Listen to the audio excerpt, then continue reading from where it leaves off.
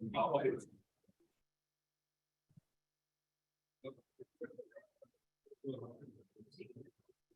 right, good evening,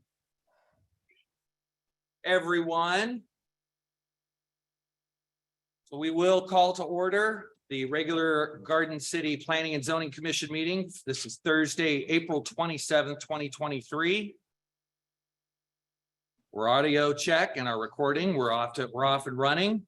The record could show that Commissioners Brown, Commissioners Montoya, and Commissioner Shepard are present. Commissioner Wild is absent. Let's stand for the Pledge of Allegiance, please. I pledge allegiance to the flag of the United States of America and to the republic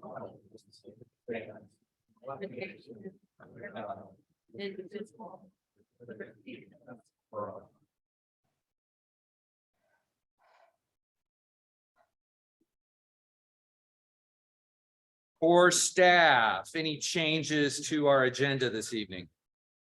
Chairman, none by staff. Thank you very much. So our agenda consists first of the consent agenda, which only contains our minutes from our March 15th, 2023 meeting, and that's all our consent agenda will have this evening. So we could take a motion to approve our consent agenda. Mr. Chairman, Commissioner Brown, I move approval of the consent agenda, which consists of the minutes of the March 15th, 2023 minutes. motion. Do we have a second? Second the motion. All those in favor, aye, please. Aye. Aye. And aye. Okay, we'll move to our first and only item on the agenda tonight. It's public hearing for SAP FY 2023-1. It's the River Club specific area plan. Trevor Nicoll requesting a specific area plan for 22.68 acres located at 6515 West State Street. And which was continued from March 15, 2023. Before we get to our hearing format and hearing from the applicant and so forth, I'm going to go through a couple of administrative things we need to take care of. Regarding conflicts of interest, I just need to ask, is there any commissioner that has an actual or potential interest in the proceeding, and they shall disclose it at or before the hearing? Mr. Chairman, Commissioner Brown. in the interest of full disclosure, I live at the River Club in the housing, and I also am on the board of directors for the Plantation Master Association, which is the principal homeowners association for that area.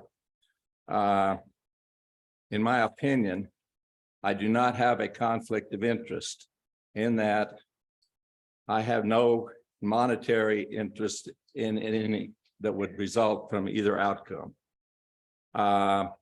With regard to my positions, I've been very careful to not talk in the interest of ex parte communications.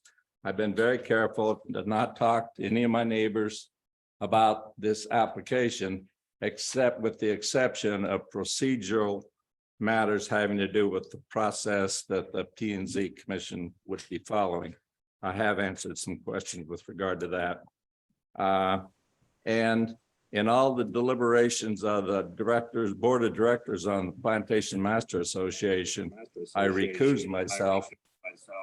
Recused myself and did not participate then, nor was I present for them.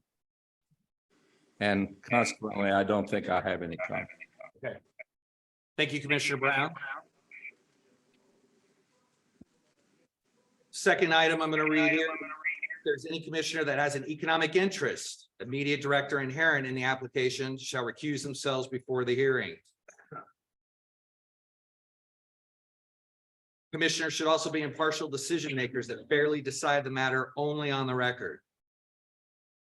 And last, any ex parte communications must be disclosed with a general description of the communication before the hearing. Okay. Chairman, I might note that we did receive a recusal request from Commissioner Wild, and that's why he's not here tonight. Okay, thank you, Jenna. Thank you. Mr. Chairman, just point of order. You asked about ex parte communications, but can we get on the record if anybody's had any ex parte communications? Would that be appropriate? Okay, yes, it would. Thank you. Thank you. Thank you for calling that out. So if anybody has had any ex parte communications, if you could air those out here now, that would be great. So let's go through everybody individually. None. Commissioner Shepherd, None. Commissioner Montoya. No, sir. Okay, I haven't had any either. Thank you, Mr. Waddams. Yes, sir. Thank you. So our hearing format tonight will be a presentation by the applicant.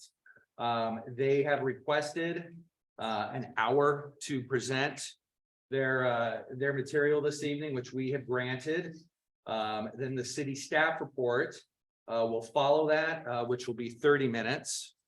And then we will move to the public hearing. Individual testimony of 3 minutes, unless the speaker is representing a group. And I believe those folks know who they are, and they've signed and they filled out the appropriate paperwork to represent a group. After the public hearing concludes, the applicant can come up and provide a rebuttal for anything that they would like to provide a rebuttal on. At that point, we will close the public hearing. And then the commission members will deliberate and then hopefully arrive to a decision after that point. At this time, I will also say that this commission is a recommending body to city council.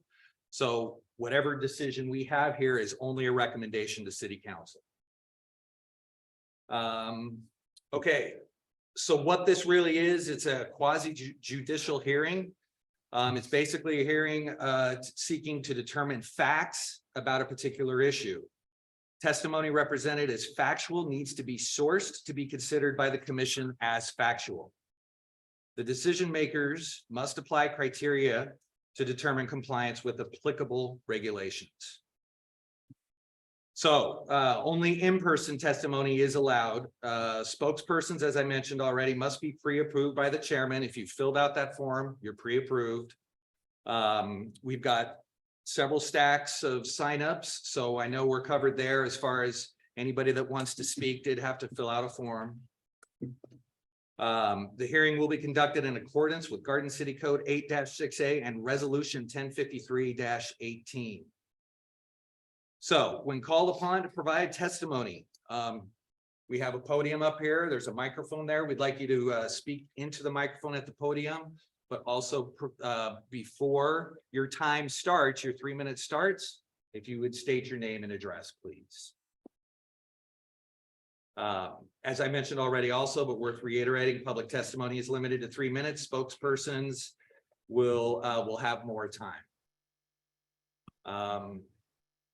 If you have documentation as part of your testimony, they must have been made part of the record 7 days or more in advance.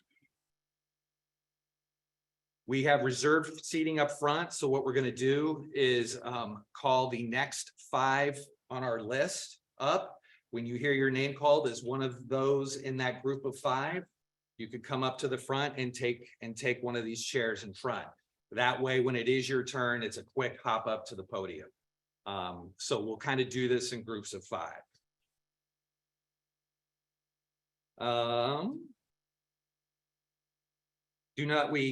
We really ask that you don't speak unless called upon. So if you're providing testimony, you have the floor. Other than that, that's the only time that we will have a speaker is when they're at the podium. And then I think we're good there. We're not allowing any signs or posters or anything like that at tonight's meeting. So I think we're covered on that one. Okay. Cover everything. So let's move forward with our meeting flow. As I mentioned, the applicant will have an hour to present. So however y'all are handling that, you may approach the podium. And as I said, state your name and address, and then we'll get started.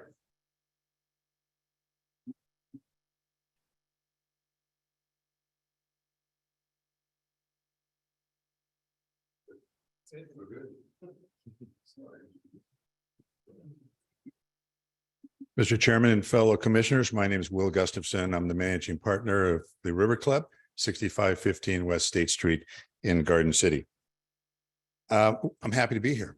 We've been waiting for this for a long time. I spent the last 4 years here in the Treasure Valley to bring the culmination tonight, which really began 4 years ago when we started planning the first steps towards this approval process. We believe this is the most dynamic project in all of Ada County. The application before you represents the chance to elevate and enhance Garden City with a modern mixed-use project that will bring millions of dollars in tax revenue and permit fees to Garden City. We knew when we purchased the River Club in 2018, can't believe it's been that long, we'd need to develop the northern portion of the golf course in order to finance the millions of dollars needed to address the deferred maintenance and to improve the amenities to keep our club active and vibrant. I began shepherding this project with full transparency almost 4 years ago. We displayed preliminary plans in our clubhouse, which incorporated the development parcel and the design of this brand new 18-hole golf course. We held meetings to discuss this plan with both our members, our non-members on multiple occasions. We began looking for the right developer for this parcel when we had overwhelming response from numerous developers throughout the country, the top in their field. They all recognized what a unique and special development opportunity this was. It's frankly unheard of when you have an opportunity to develop a new product on frontage on a brand new 18-hole golf course, centrally located in one of the fastest growing communities in the United States. Because of this unique opportunity, we knew we had to find the right developer. For this parcel, we decided that we needed to have someone that shared our vision. After interviewing dozens of the nation's top developers, we found our ideal developer in the Lincoln Property Company with their long history of iconic and award-winning developments. Lincoln immediately engaged a world-famous architectural and planning firm, and even more importantly, brought in the best of class of local consultants. You will undoubtedly hear tonight from some very well-meaning folks who just simply are afraid of change, afraid of the future, and afraid that this amazing product will somehow distract their lives and disrupt it. You may also hear from some less than meaning folks with accusations of procedural error and technical impropriety. None of this is true. It's simply just smoke and mirrors. It's meant to distract us from seeing the incredible benefits of this development and what it'll bring to the entire Garden City community. This development is a game changer for this city. It's bigger than the self-serving interest of a handful of disgruntled and fearful neighbors. You have the incredible opportunity here tonight to bring this milestone to Garden City's bright future. So on behalf of the 700 members of the River Club and their family and 120 employees who call the River Club their second home, I want to thank you for your time and your dedication and ask that you carefully consider the proposal in front of you. Thank you.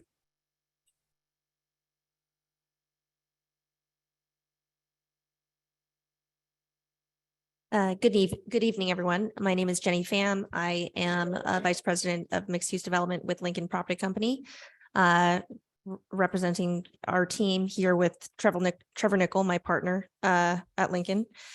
We are a 60-year-old company, and I could bore you with the statistics of how many tens of thousands residential units we have built and millions of square feet of commercial space we've built. But I think what we really pride ourselves on is the fact that our business has been built on the strength of our relationships. And we say what we mean and we do what we say. And we really look forward to having a successful relationship with all the members of this community here in Garden City. We could not be more excited about this project, and it cannot be overstated that we see this as a very special opportunity, but also as an immense responsibility to create a place that lives up to your expectations. What we have put before you tonight is what we believe will be an exceptional place to recreate, to gather, and to live. And with that, I will introduce our team, Joanne Butler with Butler Spink, Bob Taunton with the Taunton Group, Brian Perkins with CRTKL Architects. And also on standby for questions will be Jason Densmer, who's here today with the Land Group, and Doug Russell, who's logged on virtually. John Ringert from the Kittleson Associates as well. Thank you very much.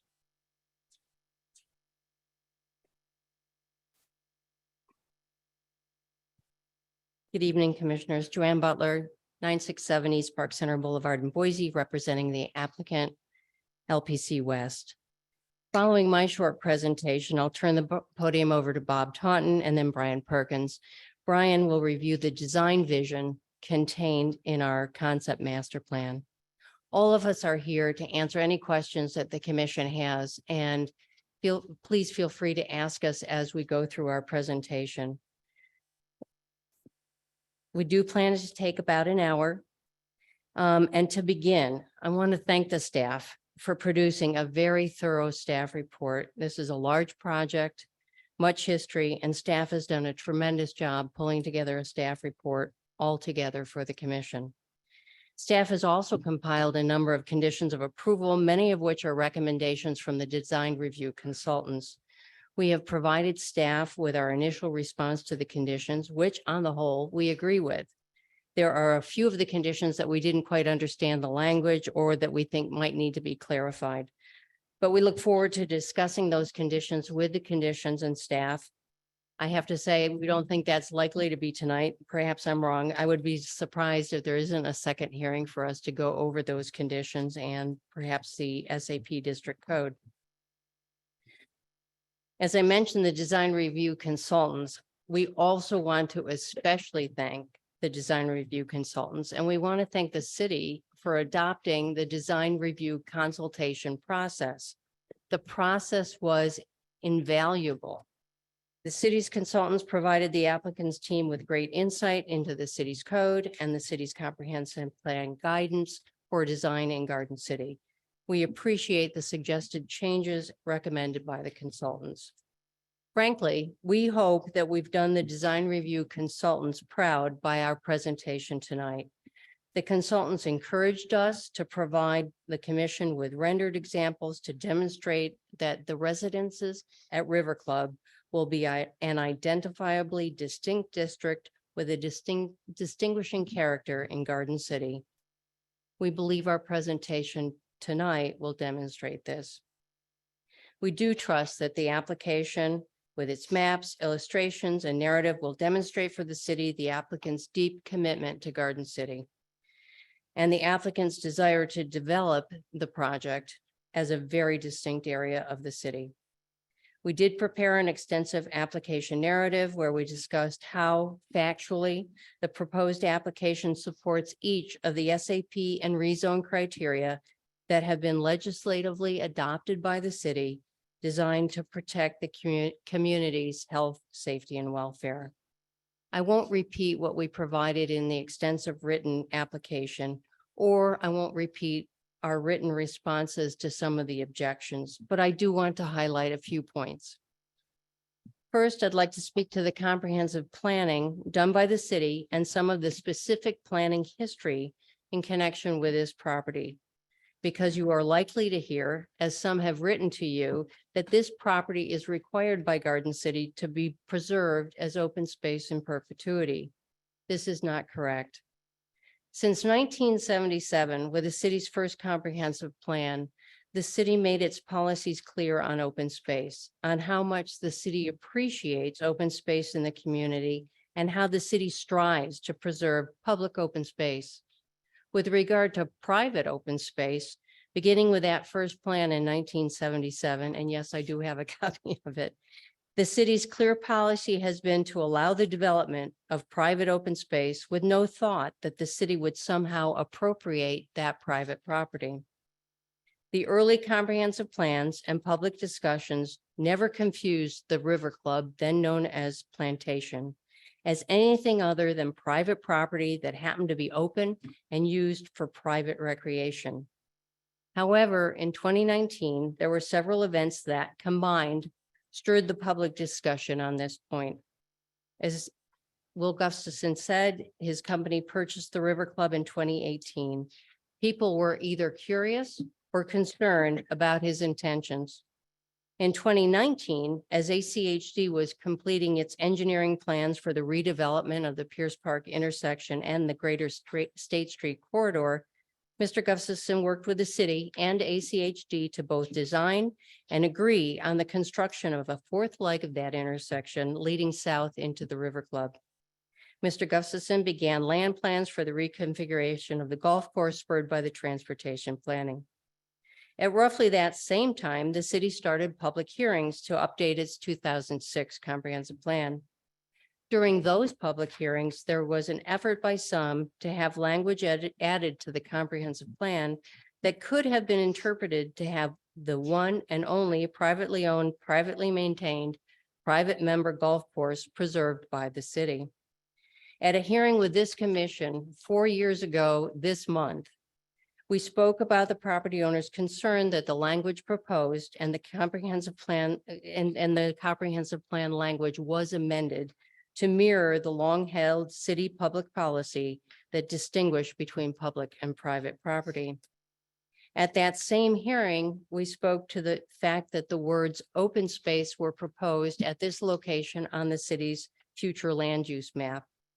Some people provided public testimony that the use of these words on the future land use map would somehow prevent any modification of the golf course.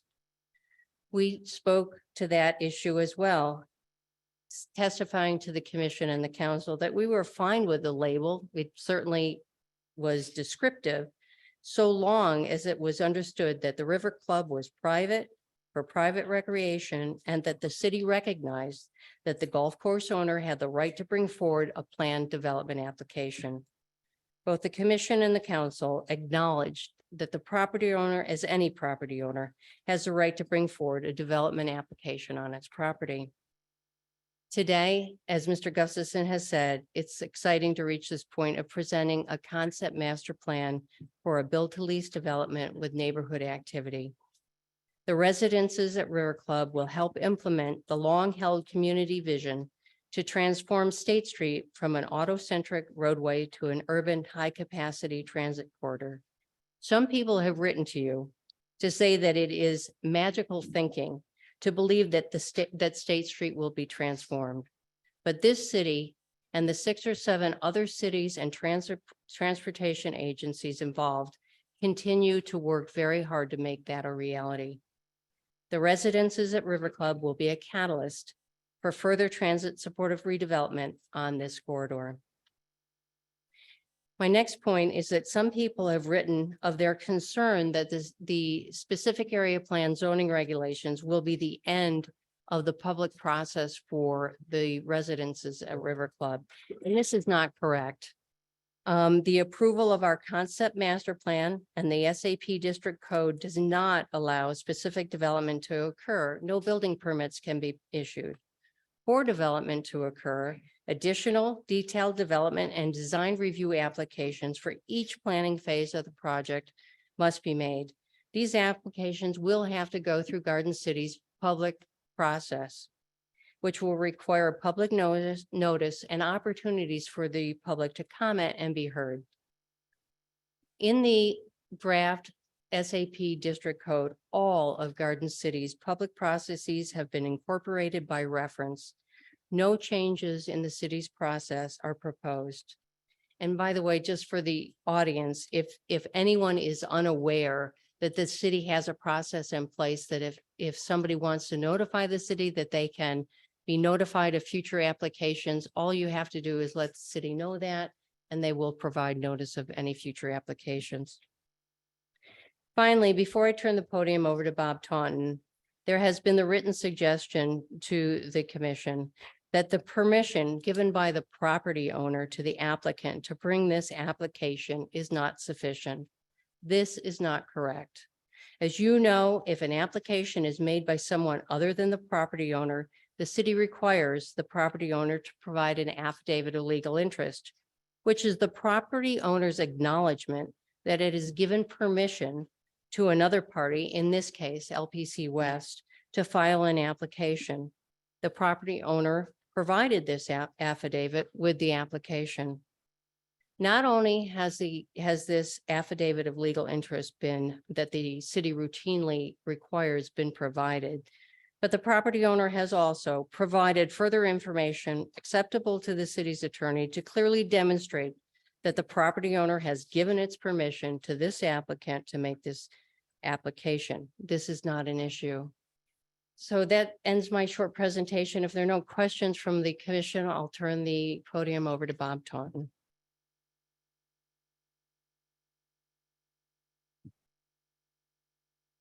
Thanks, Joanne. Oops. It's a good start. Okay, assume we advance it by.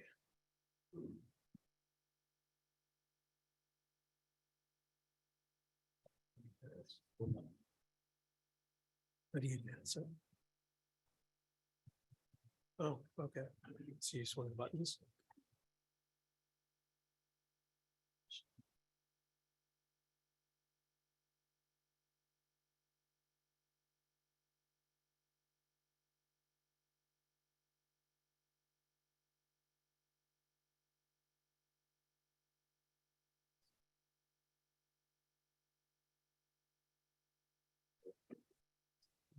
Right at the top stuff. Yes.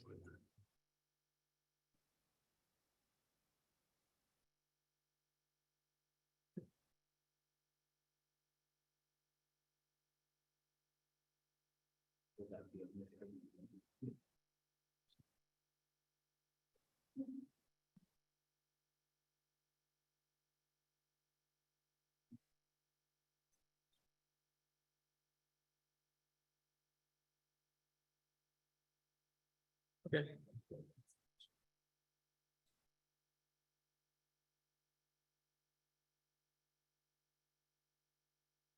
Thank you, Jenna. Mr. Chairman, members of the commission, my name is Bob Taunton. My address is 24654 North Lake Pleasant Parkway, Peoria, Arizona, 85383. Joanne and I didn't coordinate our presentations, so she actually spoke about a few things that I was going to mention, so I'll try to be very brief on those. First thing I want to say that in this presentation, all of this information is already on the record. So there's nothing new tonight. But I thought it'd be useful for the commission to hear some of the property facts that I think are important to understand. Property, as Joanne said, it's zoned R2. Which allows low density residential on all of the 120 acres of property that comprise the River Club. It's not designated as open space in any way. There are no deed restrictions limiting development, and there's no view easements or view corridors that affect the property that would benefit other people.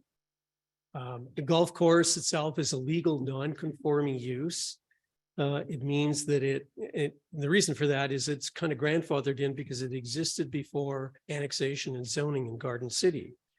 The use as a golf course is not a permitted or conditional use in any of the zones in Garden City. It just doesn't exist. There's no deed restriction requiring that the golf continue on the property. And the golf course is not natural habitat. I wanted to talk about that a little bit. Obviously, it's open space in the sense that it's a recreational use. It's very low intense in terms of its use, but it's a property that's comprised of non-native grass, some non-native trees.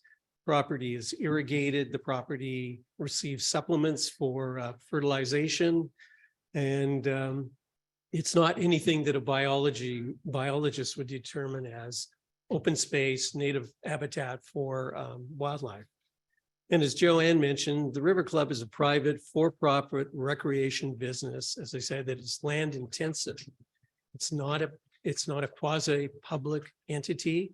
And since really the beginning, it exists as long as it's financially supported by membership dues and other revenue that would come in. So it's not a permanent use. It's really, as I say, a use that could perhaps go away and wouldn't necessarily be replaced.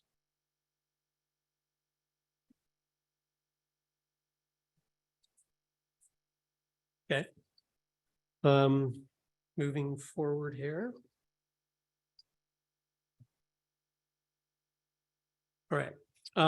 One of the things that's interesting about the property, and it's something that we looked at while we were in the original acquisition, and actually we did a lot of work on this when we were working with the idea of putting golf holes on the island, which is interesting to think about today as the water is nearly 6,000 CFS. The golf course itself has existed since, well, over 100 years. And originally it actually went over adjacent to Glenwood. Of course, there wasn't a Glenwood at that time. And it came over approximately to, where the east end of the development parcel is. Then in the 70s, additional land was added to it, and it became a total parcel of about 243 acres. And that's identified by the red line, dotted line that's around all of the colored elements. Since that time, there's been a series of reconfigurations of the golf course. There's been 18 subdivisions. There's been the development of the Riverside Business Park. The D&B property was formerly on the golf course. The Savannah Lane residential area was actually the driving range at one point. And there's been various other changes that have taken place from the 70s through the 2000s. And as the commission knows, in 2021, the owners of the property did process a preliminary plat for the Glass Island View subdivision, which is down at the bottom of the map in green, which is, I think is identified there. Can't quite see it. So this is really just another change that's taking place. The remaining golf course, this is a total of 120 acres as we know it today. The golf course would become 100 acres. And that really is a sweet spot for an 18-hole golf course. So there isn't going to be, this is going to turn into a 9-hole course or some modification. It will be a championship 18-hole golf course. The foundation for what we're proposing tonight is really based on the State Street Corridor Plan. And that's a plan that was developed in 2004, or at least the culmination of 2004. There's a study that was started a year or so before that. It was about the time that I moved here in 2003. And ACHD, working with other local governments, put out a series of alternatives. They interacted extensively with the public. Interestingly, when I look back on the study, one of the options that could be considered was double-decking Straight Street, which, as you can imagine, was quickly rejected by the public. But the preferred scenario is the transit scenario, which involves 7 lanes and bus rapid transit. So adding a multimodal element, as Joanne said, to transform it from the autocentric growth that we see today. And the work that ACHD has been doing in the various intersections is all tied to that original plan. So slowly but surely, we're seeing the incremental changes along it. But in addition to the transportation component to that plan, there were recommendations that commercial activity be concentrated into nodes combined with multifamily. So that would put a lot of people in the places where transit stations would be located, and to make it easy for them to be able to use transit. We're a short distance from downtown. This isn't a situation where you're waiting for a bus in West Meridian that might take you an hour and a half to get downtown. I mean, this is a very short distance to downtown and a lot of employment and entertainment and so on. So the ridership should be fairly strong on the corridor as a result, or increase on the corridor as a result of the project that we're talking about. Again, the idea is not to put a lot of people next to a transit station so they can all watch a bus go by. It's so that it's the easy thing to do to get on the bus as opposed to using a single occupancy vehicle.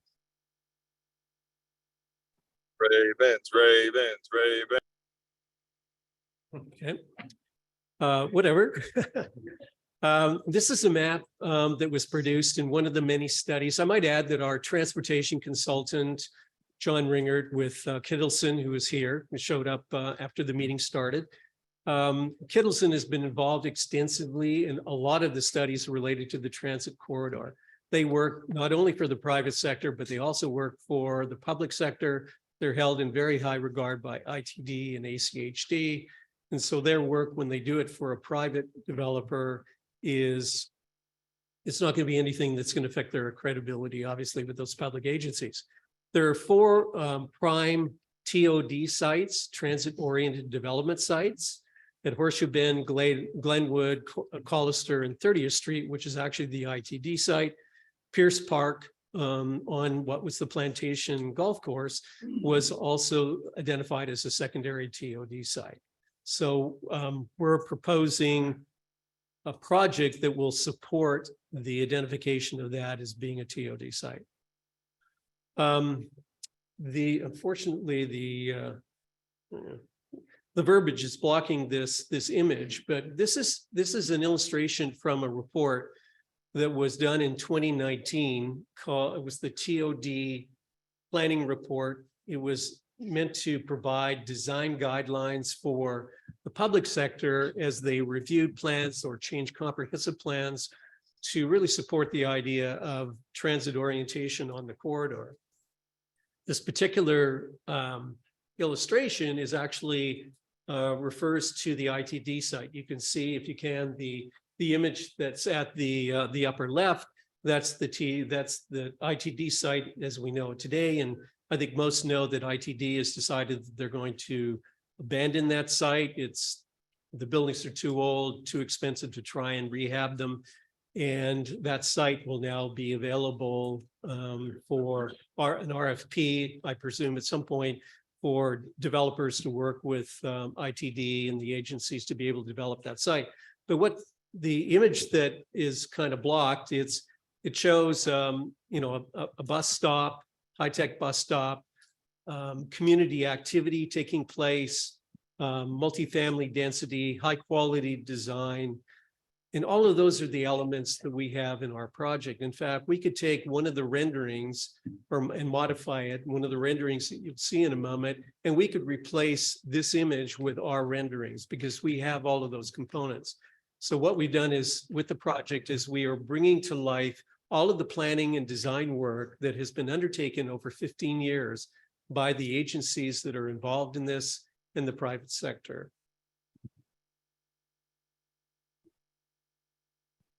Okay. All right. I'd like to turn this over to Brian Perkins now. Brian is the architect with CRTKL, who has really done a great amount of work on developing the design elements for this site. This particular package was provided to the staff, and it's on the website. So hopefully some of the public have had a chance to take a look at it. So he's going to go through the vision, the principles, and the imagery and the site plan for the project. So thank you very much.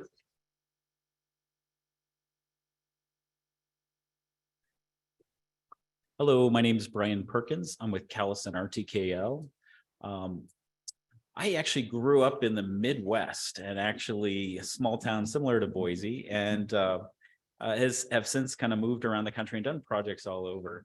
This is a very exciting project for me, and I'm very excited to be working with Jenny and Trevor and Bob and Joanne, as well as the land group and our traffic study consultants. Today, I wanted to walk through some of what has culminated out of everything Bob and Joanne have talked about here. In terms of the groundwork is laid, everything is very studied. And what we've done is take all of that information and turn it into a project. And this is something that really focuses on community space. The site here, we're gonna have to, I guess, look at some of these texts. This is the site at Pierce Park Lane coming down. State Street's shown across here going east-west. And then this part of the parcel is directly adjacent to the golf course, which is a separate project. We're working in conjunction with them, working very closely, as Joanne said, with design review consultants, taking feedback from them. We've had several meetings with the community, getting feedback from the community as well. and really trying to integrate all these things into this design. It's a conceptual master plan along with the SAP, the specific area plan. And so there's a lot of regulations around it, but at the same time, we're really looking to create a place for the community, not only for the residents that are on the site, but also for the surrounding community to come and enjoy the space, as well as the golf club. Other things here that you can see are adjacent. Obviously, just to the west, there's shopping areas. And I think as Bob said, about 5 miles to the east is downtown Boise. So we're right across the street in Garden City here from the city of Boise, but taking advantage of all this State Street development that Bob mentioned. And this has been going on for 15 years. Goodness, I started my career here in Boise about 30 years ago doing a project south of town. About 15 years ago, I did a project up in Ketchum, and it's happy for me to be back in town here and do some of these projects that are really exciting for the community. Our project really wants to emphasize that the residents at River Club, this will be a best-in-class project. We're really focused on an active community. It'll be mixed use, so it'll contain retail, restaurants, cafes, a lot of things that really will help to enhance the community and really provide a space for people to live, work, and play in this area and take advantage of the things that are here already. These are some of the principles we use as we approach any project. So specifically with this one, we've looked at the compatibility with the existing area. So the development that we're doing really is looking at how it integrates with the existing community, as well as becomes a partner with the golf course and other areas. We promote high quality design. So really the materials we're using on the outside of the buildings, as well as the spaces inside the building, are very important to us. So the quality of the units, the daylight, as well as the amenities that are provided. In cultivating a sense of place, this is one of the big things you're going to see in some of the renderings and the design that we did, that really has a place for people to come and really take part in social activities. So there's a lot of amenities and the retail that we talked about. The other thing we look at is the natural environment. So obviously we have views to the north of the mountains and the hillsides, and then the views to the golf course to the south are wonderful as well. And then easy access along State Street that takes you down to the river walk as well. Open space is another critical feature that we've tried to provide within the project, both for the residents as well as the public. So there's a linear park and walking space, places for kids to play and be safe. Overall, our design inspiration were taken from the natural environment here. So really the mountains above the city really do reflect itself in the design that we're looking at. So there's really a sense of solidity and strong materials in the rock. The snow that sometimes caps the mountains.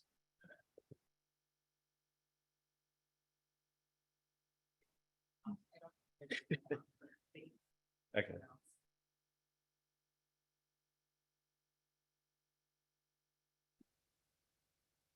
All right, we'll hold it there for now. And these are really talking about some of the design ideas we're using to basically reflect some of the materials in the projects. So really the wood and earth tones we're looking at, as well as the darker colors, the stronger materials, as well as lighter, brighter colors. And then even some gold accents reflecting the history of the surrounding area when gold was kind of discovered in Boise, made its initial appearance as a town or a town center. So this is a view from State Street. So this is really where we start the project. At Pierce Park Lane, this is really where we look at the heart of the whole project. To the right-hand side, that's to the west. You can see that you would come in on Pierce Park Lane here off of State Street. The golf course is getting redeveloped separately with Will. Brian Curley's designing some of those features. So really, as you approach the entry here, you're flanked with some retail shops, entertainment, and restaurants and cafes to the left. And we're looking at the first parcel over here, I'll go over in the plan, as potentially active adult, and then multifamily over here, and then further down to the east would be some townhomes and additional multifamily. The site overall is about 22 acres. We're looking at providing Shopping and dining of about 24,000 square feet. And that can be broken into 3, 4, or 5 different retail opportunities. The residential, we're planning right now for around 700, but the maximum can be 750 residential units. These will be composed of studios, 1 bedrooms, 2 bedrooms, and 3 bedroom apartment homes, as well as townhomes. The amenities, this is especially with active adult, rich with amenities, and I'll go through where some of those are at, including a fitness center, clubhouse, swimming pools, and outdoor activities like bocce ball and pickleball. The parking, we're looking at meeting the requirements that we've outlined in the SAP. We have approximately 1,110 parking spaces right now, plus or minus. Currently, we're looking at surface parking and some private garages, as well as covered parking spaces for each of the units. Bicycle parking as well will be integrated into each of the amenity spaces so that people will have space to store their bicycles. The open space, currently, we have about 4 acres of open space. The total landscaped area is about 1.2 acres. And then we have an active linear park that runs along the golf course for residents and public to enjoy. That's about 2 acres. Here's the overall site plan. And as we talked about this is Pierce Park Lane coming in off of State Street. So this will be the main intersection. We'll go through the circulation in just a minute. To the west parcel, this is what we were talking about as potentially active adult. It still could be multifamily, but really more of an open courtyard space with parking on the outside and activities in the center with an amenity building. This is the main shopping and dining area. So it's really tucked underneath the 4-story residential piece here, as well as some freestanding retail shopping and dining in this area. The key thing that Bob had mentioned was there's transit stop planned on State Street right in this location. So really it's at the heart to be able to provide multimodal transportation along State Street for bikes, runners, joggers, walkers, as well as a transit stop with the bus. The B buildings, B1 and B2, have the parking centrally located with amenities on each side, as well as private garages, which help to screen some of the parking on State Street. We're really looking at how this is developed along State Street in terms of making a new facade for State Street. Initially, I think it was planned to be 0 lot line, but we have set the units back about 30 feet to provide walk-up patios for each of the units along here, but enough landscaping to really screen each of the residents to give them a little bit of comfort and protection against the traffic on State Street. Building C is the last parcel over here to the east subdivision. And it's again 4 stories planned here, but we've looked at 2-story townhomes as a way to scale down the project as you approach not only offices to the north here along State Street, but some of the residential neighbors on the south area over here. So these are really 2-story townhomes. Those would have private garages as well and more of a front yard with their entrance. Just to orient you to the River Club, I think this was talked about earlier. Will's developing this separately from our project, but really these are meant to be integrated within the community so that we're taking advantage of a lot of the views along here out to it, as well as this linear park that runs along the edge of the golf course. This shows the circulation. So the main circulation would be a signalized intersection here and a secondary circulation right in and right out to the east. Currently, Plantation Drive comes in here, or River Club Drive. We're still looking at the opportunity to potentially keep that as a exit right out and maybe right in here, but currently we're showing this as a signalized intersection and this as right in, right out. The circulation from the east parcel would come through, come under the building here, and then exit to the light to go left. Or if you're here, you're going to downtown, you would take a right at this intersection. The linear park is one of the main features you can see here. So the red dash lines are really more pedestrian oriented. So from the transit stop, you could come off the transit stop through the retail. You could drive in off of Pierce Park to shop here. And then access to the River Club also comes in off of here. There's special signage, landscape features here as directional signage to bring you around to the River Club.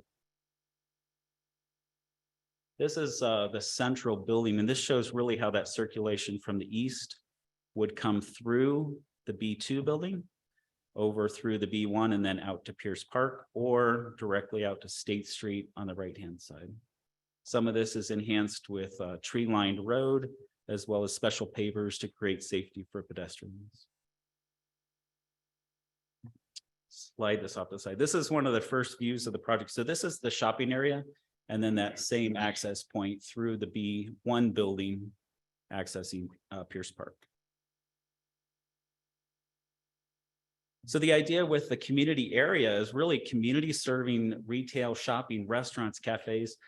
We've talked about this at length and gotten feedback from the community. Things like Orange Theory or yoga facilities. Everybody wants an ice cream shop, and I think having nice cafes for coffee, places for cyclists to stop and enjoy a quick croissant in the morning, and then evening life as well. After you're done with a golf game, you can enjoy some restaurants or even a beer with your buddies. This shows a view really from that corner, the golf course to the right. But this is our linear park. It kind of terminates into the retail space. Looking at evening nightlife in this area. Obviously, it would be probably hours would be restricted to a certain point because of the neighbors up above, but more of morning cafes, yoga studios, and ice cream shops. These are some of the materials, and this is really more of a character study that we're looking at right now. Since the concept plan is the beginning of the process, we mentioned that as each phase goes forward, another design review committee would be involved, and each project as it's phased would be studied in more depth. These are more character images, looking at some of the concept ideas from the heavier, stronger materials and the darker colors, and then the lighter colors maybe representing the sky or the snow up above. But the idea is really taking the nature and layering it into stepped back facades that really create more humanistic environments for people to enjoy. This is a shot along State Street. So really planned with the development of the corridors, this multi-purpose path. So this is actually the property line right next to the bicycle. So this is all developed within the State Street corridor currently. And then from there, we're using some vegetation and a little bit more of passive walking paths that screen the ground floor units here. And then they could be also raised up a couple of feet. The entire project's going to be raised on an average up a couple of feet from the floodplain. Obviously, this whole area is a floodplain, so it's going to be raised up, which gives us the advantage for these units to actually be above the street level. So with a privacy screen wall, you can see out, but it's harder for people to see up into your unit. Balconies, daylight were really important, and really just seeing everything here onto the street, as well as the street, seeing how people live in this area. So in this area, we're thinking more about bench areas, seat walls, places for people to walk their dogs. That's a little bit quieter than the active multi-purpose path.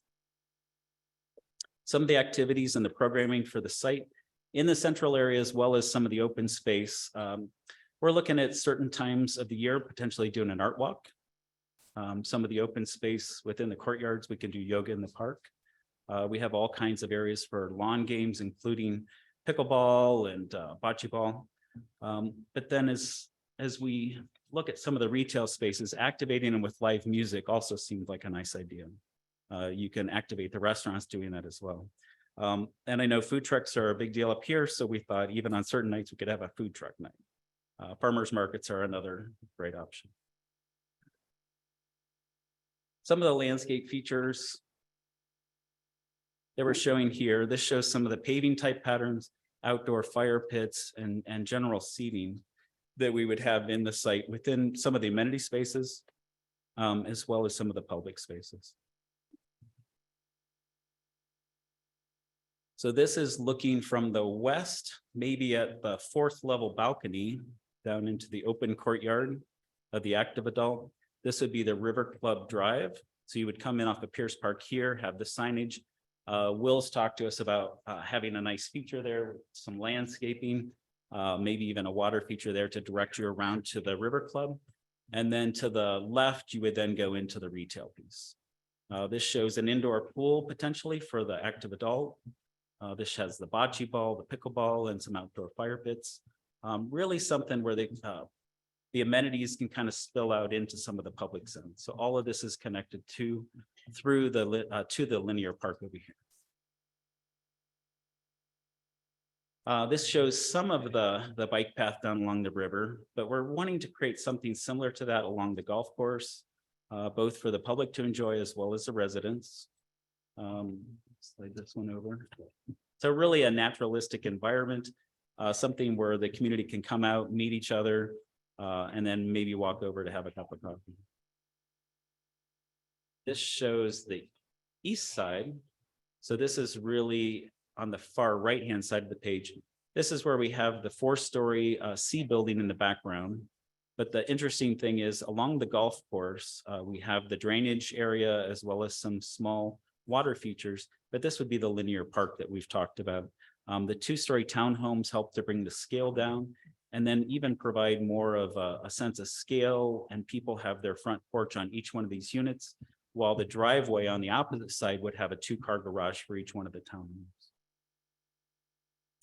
And I think that concludes it. I think we'll go on from here and maybe look at doing questions. No, we'll just, okay. Mr. Chairman, members of the commission, for the record, Bob Taunton again.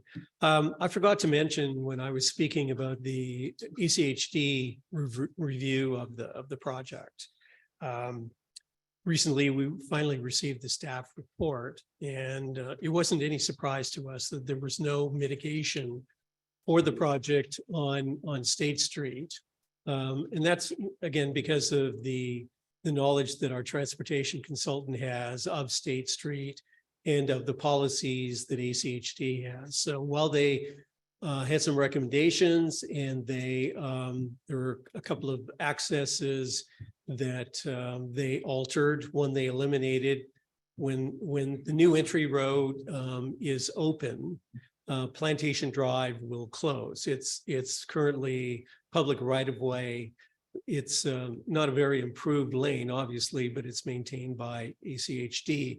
That would close as a public right of way, and we'd go through a vacation process and so on. We had thought that a right in, right out may be of help at that location into what might be the active adult, because that would take a little pressure off the signalized intersection in coming in that way. ACHD declined to support that. And then at the east end, where we have the right in, right out, we had proposed a left in, because that's actually what's happening for Zamzo's on the north side of the street. There is a left in into their parking lot. But again, ACHD thought that that was not appropriate, that there would be opportunities for U-turns at the signal at Pierce Park for those people who wanted to access the eastern access into the project. ITD also reviewed the TIS, the traffic impact study. They took about 24 hours and let us know that they didn't have any issues. Would add a little bit certainly to Glenwood and State Street, but that whole intersection is going to be replanned, reimagined, and completely reconstructed at some time in the future. It's not, there isn't a time frame, and it's not funded. There was an addendum to the staff report today talking about the multi-purpose pathway on the south side of State Street after the street is widened, that would be a requirement, or they're asking the city to recommend that the developer do that. We've already said that we're going to do that, and Brian showed you in one of the illustrations that 10-foot multi-purpose pathway. And again, that's the idea, is to take bicycles off of the street, which is the new ACHD policy on arterials, and put them in a separate multi-purpose pathway. So you're taking the 5 feet from the bike lane and adding it to a 5-foot sidewalk, coming up with a 10-foot multi-purpose pathway. So we're aware that we're going to be doing that. And ultimately that is going to be extended to the east when ACHD does the design for the further widening of State Street beyond our property. And if there's any detailed questions you have about the ACHD report, John Ringard is here. He'd be happy to answer any of those. I apologize that I didn't mention that in my presentation. Thank you. Okay, thank you for the presentation. Commissioners, do we have any questions for the applicants? Not for me.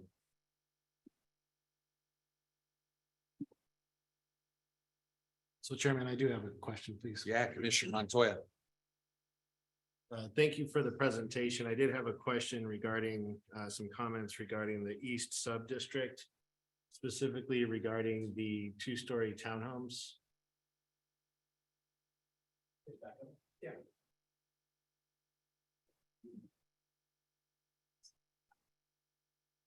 Would you like a plan or the view?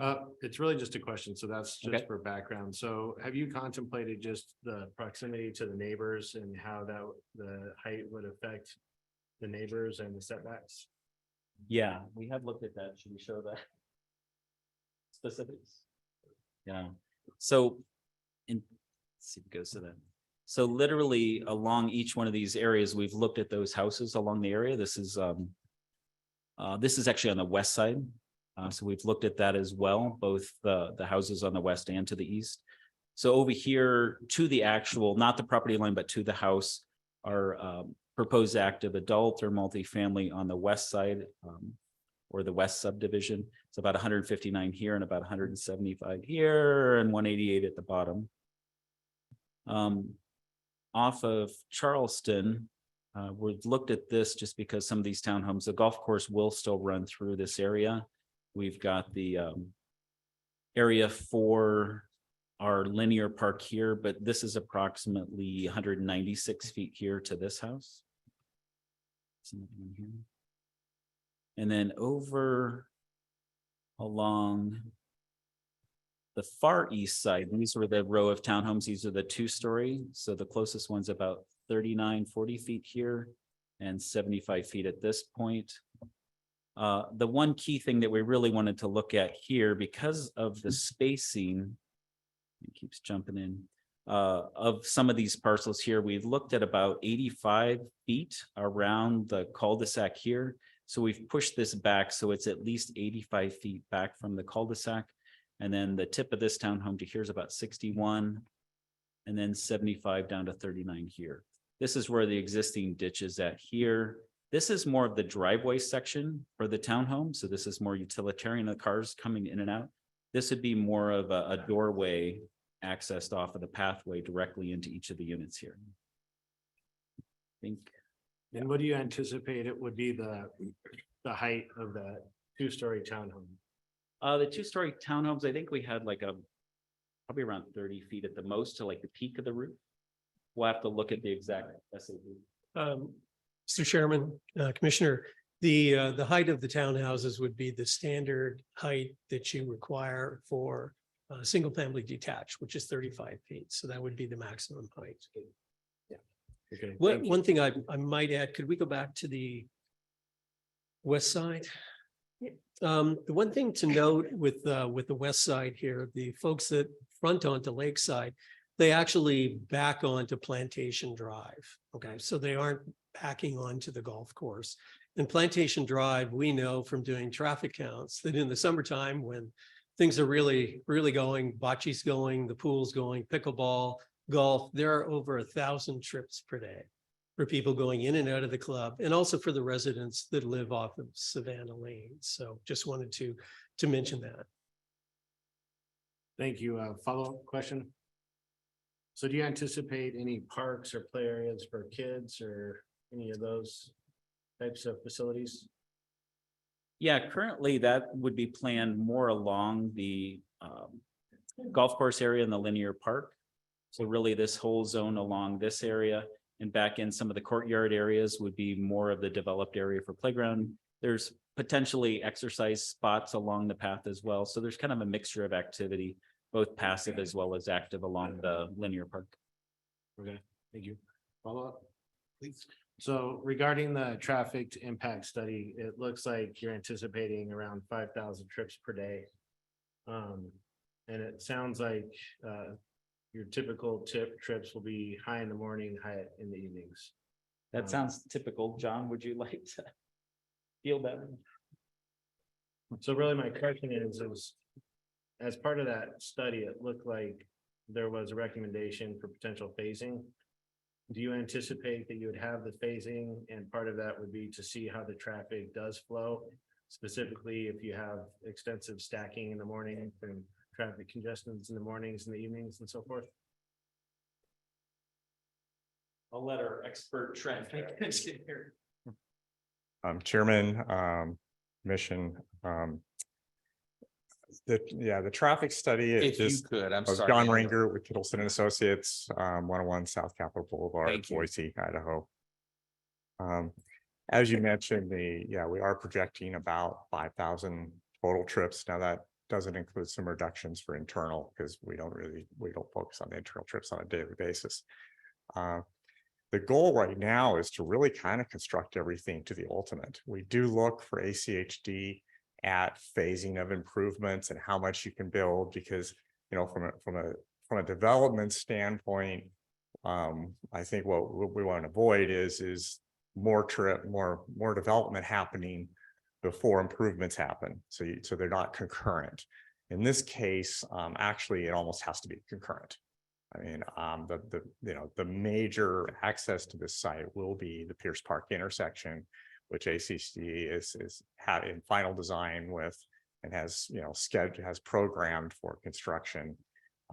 So in this case, in this particular case, while there is phasing talked about in the traffic impact study, we don't anticipate it, and neither does ACHD anticipate it to be applicable. Really, the roads will be built, all the access will be built at the time they're built, will be built to full, you know, built with the intersection and the widening of State Street and the full rework of the Pierce Park intersection. Okay, thank you. You're welcome. Commissioner Shepherd, any questions? Yes, Mr. Chairman, I have some questions. Okay. I just want to make sure everyone can hear me okay. I know I have a really soft voice. Is this mic on? Can you hear me? Pull it. Okay. Okay, I think it's going through now. Good. Okay, I have a couple of questions. One of them is about the bicycle connectivity to the Greenbelt. I read that the design review consultant recommended bike and pedestrian connectivity through Fair Oaks. And I thought I saw somewhere in your applicant materials that there would be no access through Fair Oaks. And I also saw that the Ada County Highway District recommended that the city require that. And I just wanted to get some clarity around that, because I didn't hear it. I heard you say there would be easy access along State Street to the river, but I thought I also read that that was considered high stress for cyclists and pedestrians. So is there any? Hopefully, I heard all your question. Mr. Chairman, Commissioner Bob Taunton, for the record. We're aware of this, that there's seems to be some disagreement over an access to the Greenbelt, and that's really not the project's issue. That's really an issue to be resolved between the city and the HOA for the little subdivision that's along the river, where there is an access to the Greenbelt from North Plantation River Drive. But we'd originally proposed doing a connection to Fair Oaks. Again, just looking at the city's comprehensive plan and some of the principles and so on. But the folks who live on Fair Oaks on that cul-de-sac were very much in disagreement with that. So we agreed that we would amend our plan, which we did after we had submitted it, to remove any connection, bike ped connection to Fair Oaks out of respect for those folks. We had never ever proposed vehicular connection. And of course, in the ACHD study, they have said, absolutely, that's not going to happen. So hopefully the neighbors feel more comfortable that there isn't going to be a street connection. it's certainly possible to get to North Plantation River Drive along State Street. And as I say, over time, that multipurpose pathway will be extended. On the north side of the street, there actually is a detached sidewalk, kind of meanders along because there is additional right of way on the north side. And you could feel safer, more comfortable, if you like, by crossing the street at the signal, which will be a new signal, and the intersection will function much better for pedestrians, and get over to North Plantation River Drive. And John, what's the street on the north side? Pardon? Bloom Street on the north side. And then you could cross over and you could get on North Plantation River Drive, which ACHD designates as a low stress bikeway. And then presumably get to this possible connection to the green belt. So that's the story behind it. And we just made a change to our plan out of respect for the neighbors, and that's how we amended our application. Thank you for that clarification. Mr. Chairman, I have a second unrelated question. Sure, Commissioner Um, Shepherd. I wanted to ask about the diversity in housing or different, like I saw that there was a diversity in terms of studios, 1, 2, and 3 bedrooms, and then townhouses and apartments. Mhm. Is there a diversity in price points? Not, comparing studios to 3 bedrooms, but comparing the same size? I'll let Joanne respond to that, if I may. Thank you. Thank you.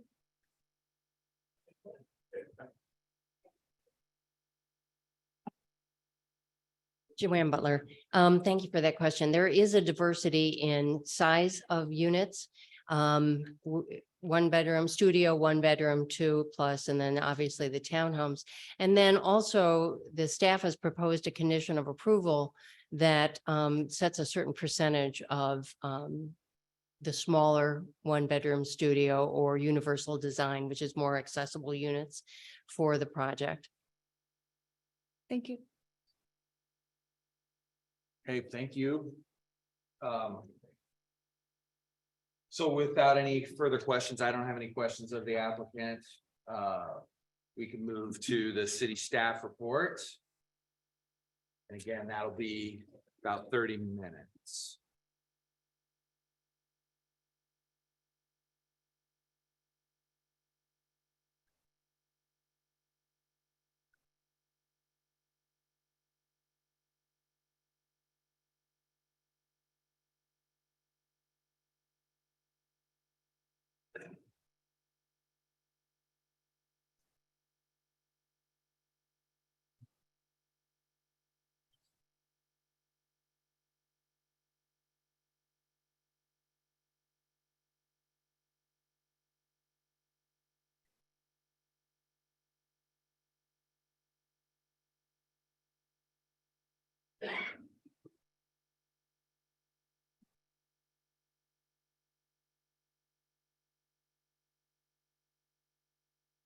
Chairman, members of the commission, thank you. My name is Jenna Thornborough, and I'm the city's Development Services Director. And I just wanted to note for the record that I have no conflict of interest on this application. I also wanted to note, just for the general knowledge of the public who's come out tonight, and that there's not, it's not a standard that you're going to public meetings, that the role of the staff really is to distill the application and the associated record, and also to provide an analysis of the regulations that apply to the application. And then just to start off, what is a specific area plan? What is the applicant asking for tonight? A specific area plan has a couple of components. The first of which is a master plan. And we've seen that master plan, kind of the design on the ground. And then there's a code amendment that is a zoning ordinance that would implement that master plan. And finally, there's a rezone of the property to include that code amendment as well as the master plan. So that there's some assurance that what you see in the master plan is enacted through that rezone of the property. The stated goals within the specific area plan are to implement the goals and objectives of the city's comprehensive plan, to contribute to the social, economic, and environmental sustainability of the city, to develop in a manner that's highly respectful of the natural setting, that is human in scale and ensures neighborhood compatibility, to provide for safe and comfortable integrated transportation system that prioritizes pedestrian, bicyclist environment and mass transit and reduces vehicular trips, result in a contribution of amenities to the community, including maintaining public access to the Boise River and recreational facilities, designate and protect open sites, areas in perpetuity, provide for a mix of uses, including housing types. If necessary, plan for the coordinated and phased construction of infrastructure, including public facilities and transportation system components, and remain consistent with the intent of the Garden City Development Code. And so those are the stated goals within a specific area plan.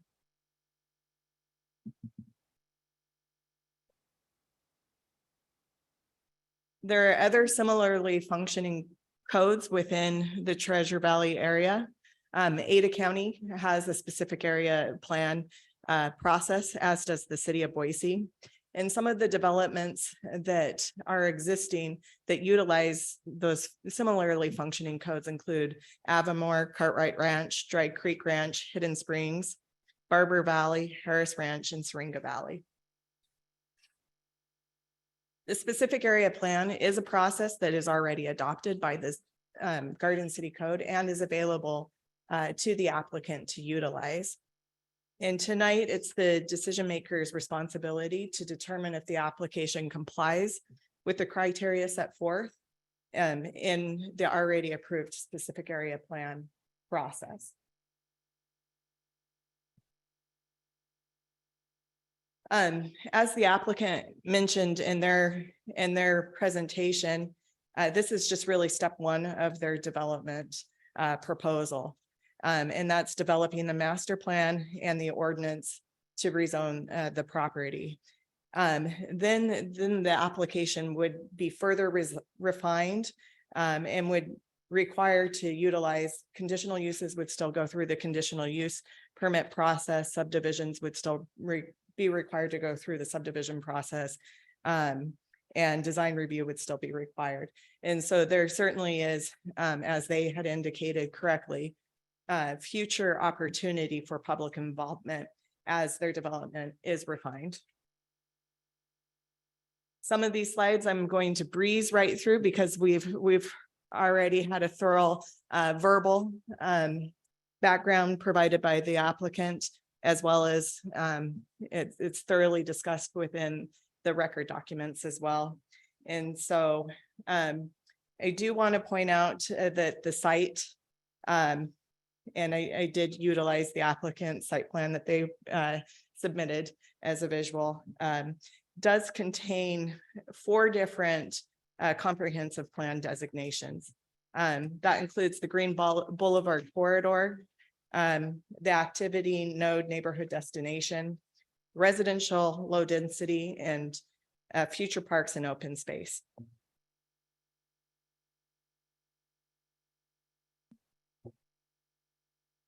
The master plan, as we've already seen tonight through the applicant's presentation, is divided into 3 sub-districts locations, provides vehicular and bicycle connectivity components, addresses a canal and waterway, notes open space, particularly the linear parkway, discusses phasings, and also provides design objectives and character.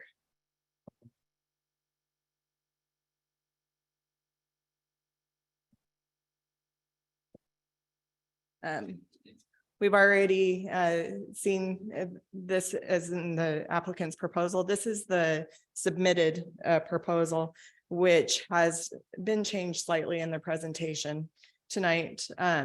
But the west sub-district, it should be noted, is intended to be about 40 units per acre. as already noted, multifamily with allowances for residential and offices.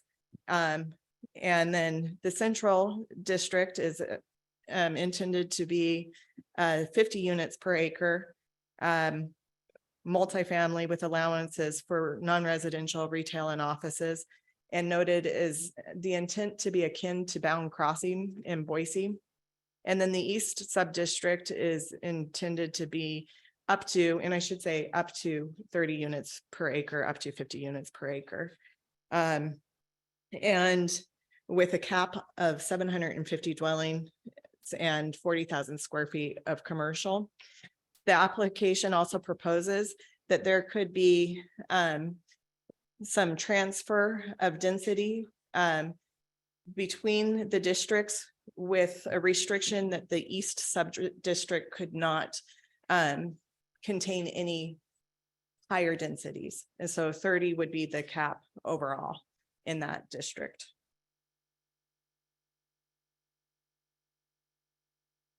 Again, this is the submitted plan that is in the packet, which differs slightly from the application and the applicant or the visual that was provided tonight.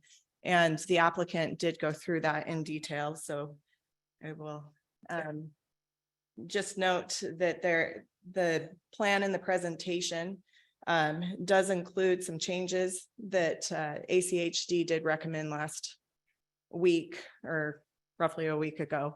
And so there are those changes that appear to be incorporated through their visual presentation tonight. There are a couple of matters that have come up that staff suggests are civil matters. The first of which is the property ownership.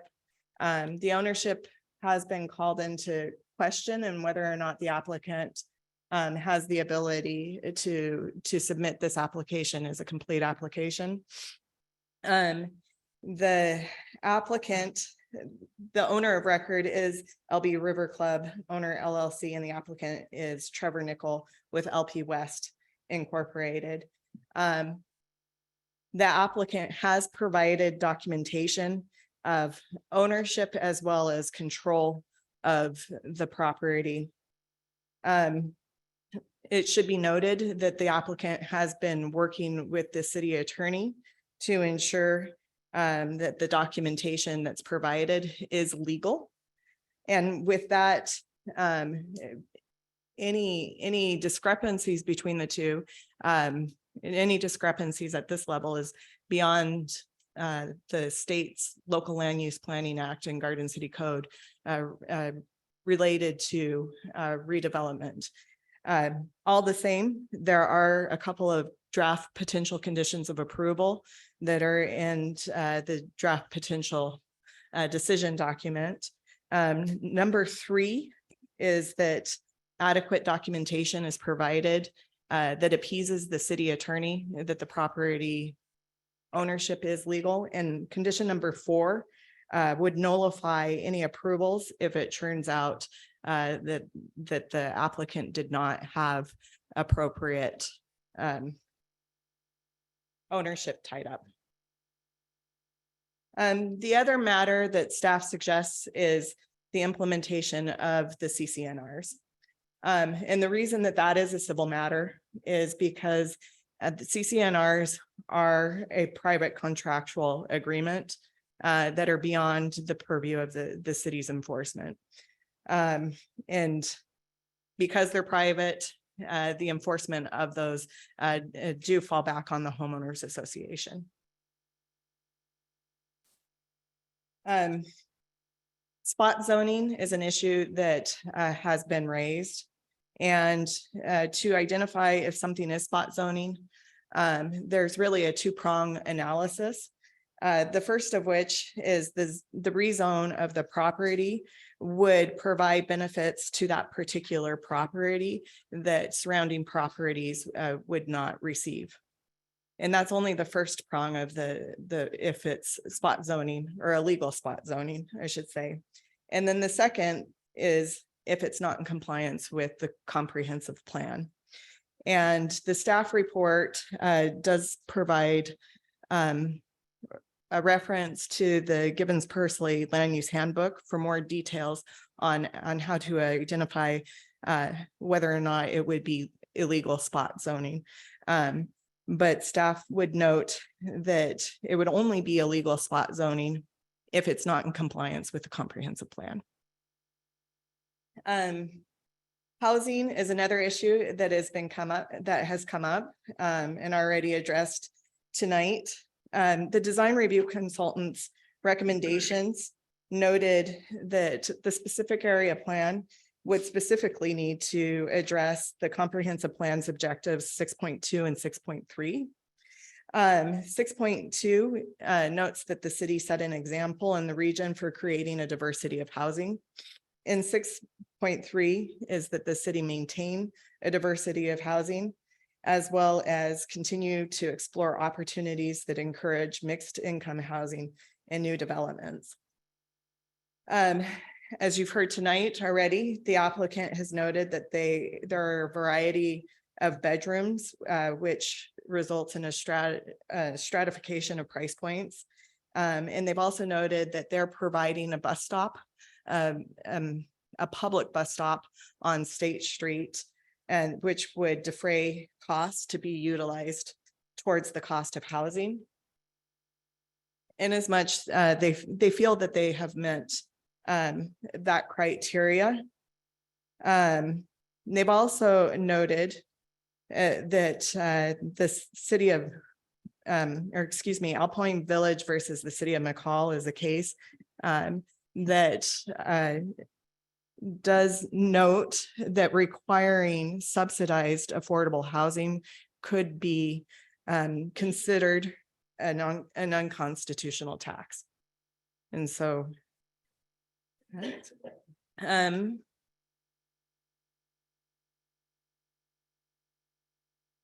and then vehicular connectivity. I'm very glad that the previous hearing was continued to receive ACHD's comments, because it really cleared up a lot of questions regarding the vehicular connectivity that the city had coming into this meeting. To start off the discussion with vehicular connectivity, this application is right along State Street. State Street's one of the busier arterials within the valley, and 72% of crashes are associated with left-hand turns, and that's coming from federal highways data. And noted in the staff report directly citing federal highways, suggests that left-hand turns be limited on high volume or high-speed roads, with State Street being posted currently now at 40 miles per hour. It's still considered a fairly high-speed road. And they also note that the left-hand turn crashes can be more severe in nature as well. And so any left-hand turns onto State Street are of concern. And that ACHD report did note that there should be an elimination of that proposed secondary left-hand turn that's not signalized. And so that was located right here. And then there would be a signalized intersection here at Pierce Park. And ACHD has also requested that the city require that once the Plantation Drive is vacated, that there not be the right in, right out. And they have also supported that there's not enough vehicle trips to require a secondary left hand onto State Street. And so a lot of the discussion is eliminated on how do you get to a secondary signalized intersection with this application. With that being said, the applicant has provided responses that isn't formally in the record as of yet to the draft potential conditions of approval, requesting that there is an allowance for an additional left-hand turn in or out from State Street, provided that ACHD concurs. Staff might suggest that removal of a draft condition, removing the left-hand turn be carefully considered.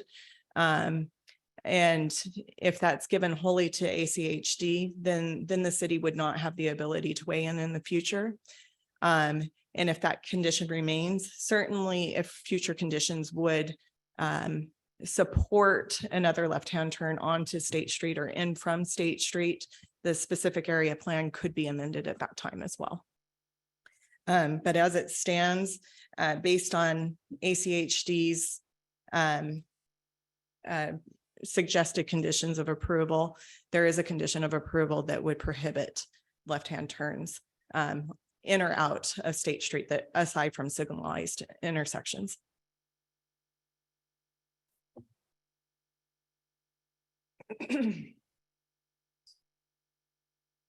Another item of note is open space, which is the crux of many people's concerns in the public here tonight. As the applicant has noted, the golf course is not a part of the application tonight. The applicant has separated that out, where you've heard that there's two separate controls of the application before you tonight in the golf course itself. And so the open space that's directly considered as a part of this application is that linear parkway. It should be noted that the applicant is proposing that be semi-public, not fully public. And they could reserve the right to control access to that within the evenings.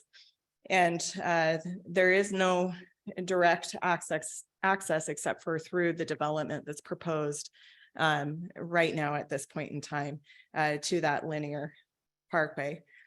The nexus to the comprehensive plan would be that there is that designation that there is a future park or green space maintained within that area. And so that would be something, if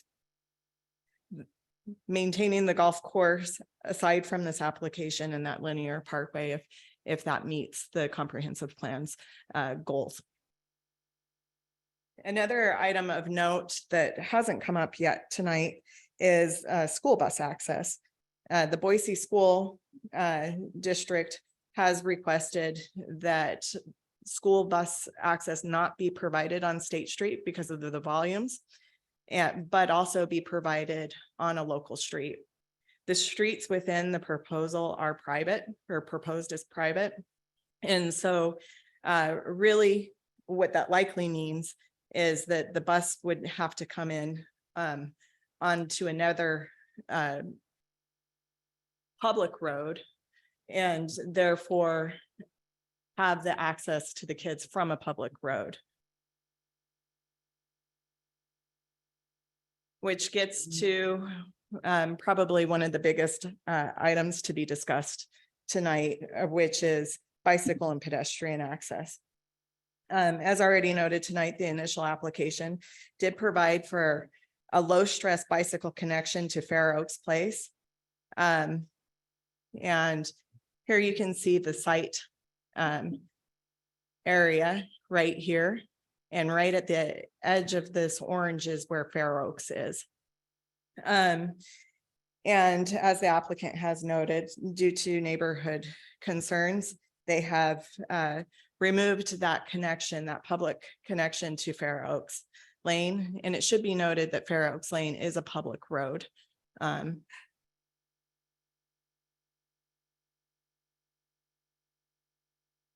It's also noted in the staff report too that a connection here, having a bicycle and pedestrian connection off street, you get rid of all traffic, potential vehicular conflicts whatsoever. And then Along State Street, the applicant has noted that at some point in time in the future, there may be a path that is installed. At this point in time, there's no current planning effort to install that multimodal pathway from Plantation River Drive to where it would connect with what the applicant would be installing along State Street. It's certainly likely to happen in the future, but to note, the State Street planning efforts are 20 years in, and we're still working on the intersections at this point in time. And so it could be a number of years out before that connection is made or is possible.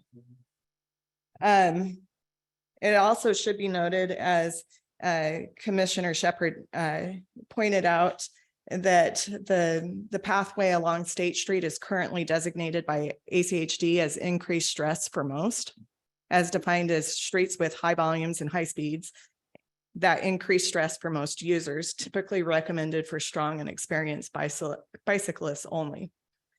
Also, it's noted that and cited in the staff report that the roadways within the local roadways within this area.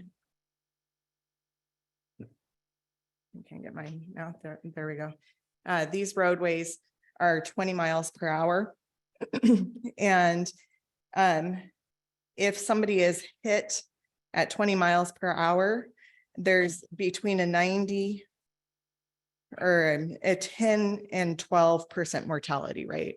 And so staff has documentation cited in the staff report at 15 miles per hour at a 90% survival rate and 25 miles an hour at a 12% mortality. And so at that, between those two, it would be somewhere between 10 and 12% mortality. However, on State Street at 40 miles per hour, 79% of people would be gravely injured, or 45% of the people would die. And those who are older or younger, those rates go up. And certainly those that are younger, with the sizes of vehicles that are changing and getting larger, SUVs, pickups, etc. Younger individuals have a higher mortality rate because they get hit in more critical areas, their upper torso or their head. And related to research on a separate matter that the city is doing right now with parking, fewer than 30% of vehicles in Idaho are not in that larger category. It's also noted here, this is the Boise School District safe routes to Pierce Park Elementary School. And you can see that north of State Street at the Pierce Park intersection, there are safe routes that get to the Pierce Park Elementary. And so certainly any of the children that are in the Plantation area, if there were to be a connection, could get across and be a part of an extended safe routes to school. As well as there will be that bus stop, and there could be individuals that could safely access that bus stop instead of going all the way around down State Street on that increased stress for most route. What muddies the water a little bit is that there is an access to the green belt that's located on lot 99 of the investors subdivision. And that is being disputed as public. Staff is suggesting that the two items are completely separate issues. There are recommendations from the Design Review Committee to require that connectivity to Fair Oaks. The city of Boise has recommended that to require that connectivity. ACHD has recommended to require that connectivity. But in the comments, there's that regional connection that would also allow for greenbelt use and regional connection to Pierce Park. Again, staff is suggesting that those be separate because the connection to Fair Oaks would have the connectivity that's called for in a number of planning documents documents that the city has, as well as ACHD and the city of Boise. And because this is being disputed, it certainly should be disputed separately and not hold up this application. It would be great if there is a regional connection, but it's not necessary to what is being requested. And part of the reason that staff is suggesting that that be addressed separately is because of the legalities in looking at that specific easement separately with separate entities and those that may have interest. It's worth noting that that connectivity, the subdivision was, I believe in 91, and that connection's been considered public, at least by certain public entities since 1991, where you see ACHD planning efforts, the city of Boise planning efforts, and the city of Garden City planning efforts, all anticipating that that is a public easement. And for example, right now, the city has been awarded a bridge across the Plantation Island that'll be a $2 million bridge, and the city has committed $20,000 a match to that. It's being ushered through by fax and LTAC. But as you can see, that issue in and of itself has a lot of fingers and should be separate, again, from the connectivity here at Fair Oaks. Condition number 10 deals with the master plan changes. And that does incorporate the ACHD recommendations. And it should be important to note that this will presumably be a highly contested issue that's heard tonight. 10A does require that connection to Fair Oaks, and the applicant is requesting that it be removed. Condition number 11 does require that a development agreement that would adopt the master plan. And there are a number of conditions that require coordination with Valley Regional Transit, VRT, for the bus stop, ACHD, phasing, utilities, et cetera. And staff is also suggesting that the visual that you've seen tonight with the images be supplemented or discussed with the applicant if their intent is to supplement the master plan with the images as design objectives and criteria. So as a basis, a standard that the design would need to meet. Not be the same as, but as a standard that they could point back to visually.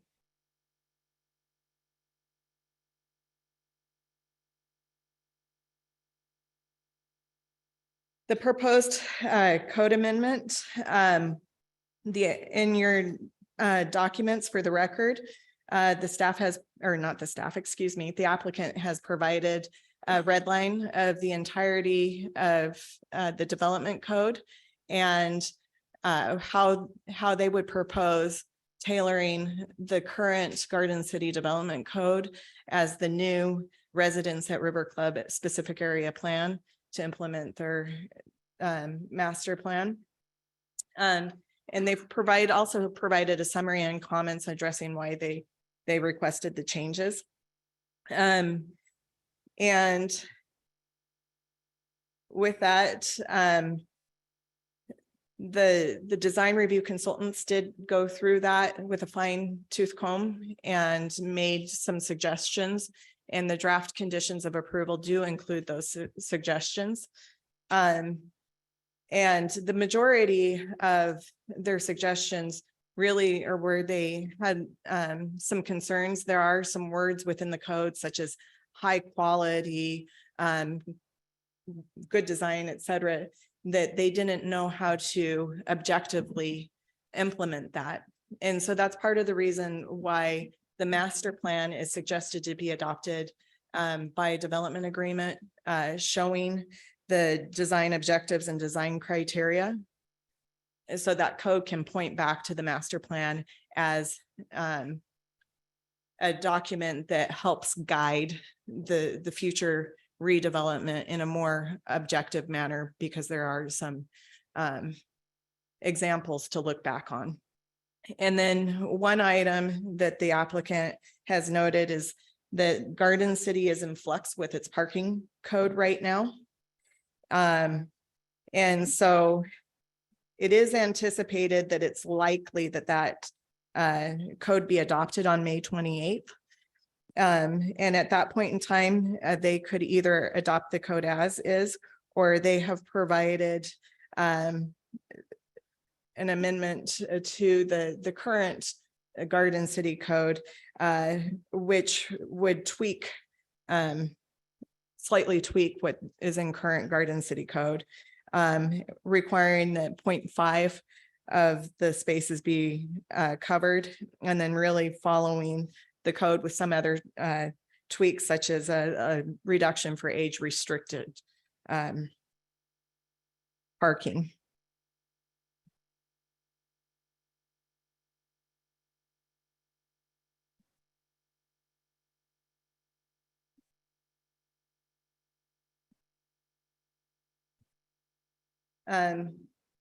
As the applicant already mentioned tonight, they are intending on adopting some of the provisions of Title VIII by reference, so there would be no changes to those whatsoever.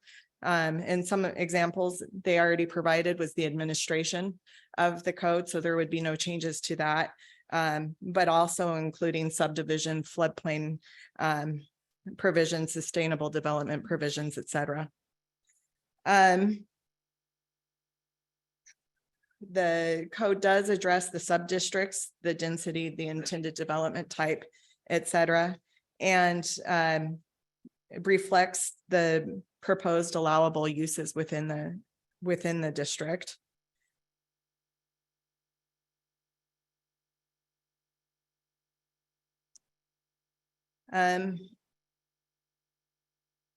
Just to run through some of the agency comments that have been received on this application that haven't already been touched on.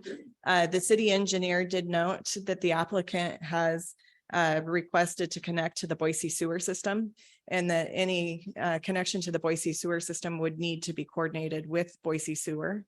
As already noted, the city of Boise did suggest that there be pedestrian connectivity to Fair Oaks Lane, as well as the redesign of the public road, or excuse me, that should say private road that runs through the development.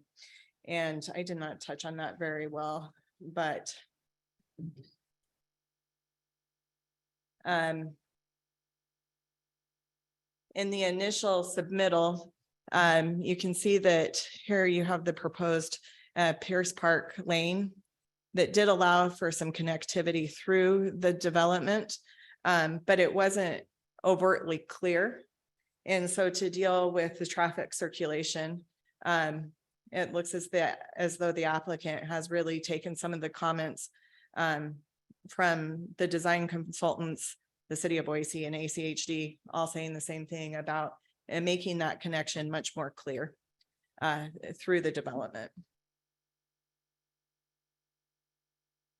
And so that's what that's referring to. As already noted, the Boise Schools has requested that there not be a stop on State Street, but there be a stop on a public road. Valley Regional Transit, VRT, has asked that the bus stop coincide with the planning efforts, and the application does do that.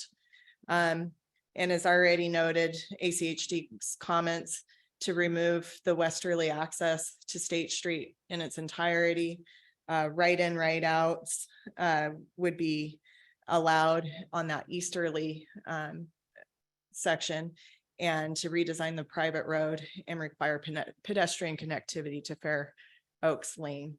As the applicant noted, they further did submit something today that also requests that the city require that use path along State Street.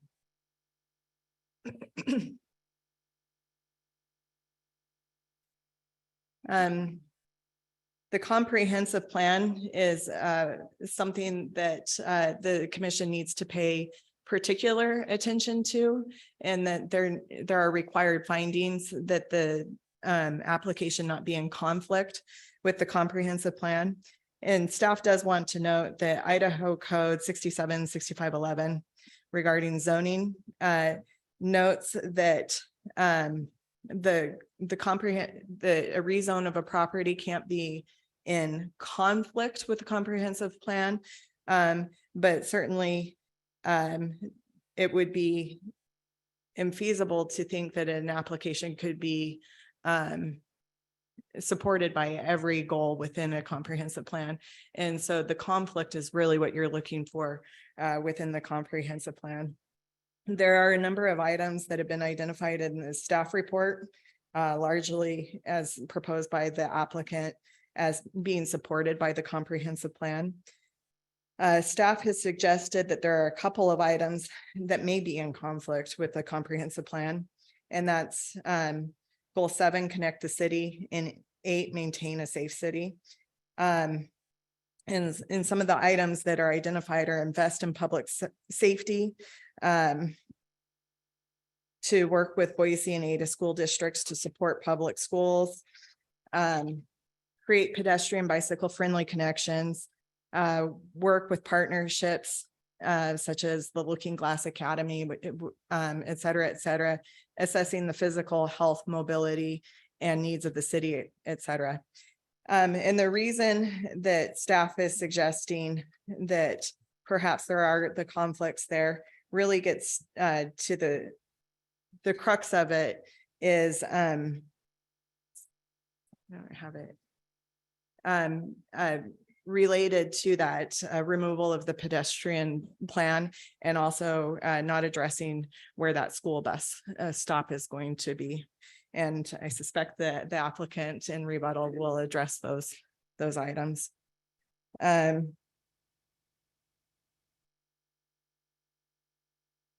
applicants already touched on the State Street corridor planning efforts. It should be noted that the city first signed into an MOU working on those efforts in 2006. And there have been multitudes of planning efforts that have occurred since then.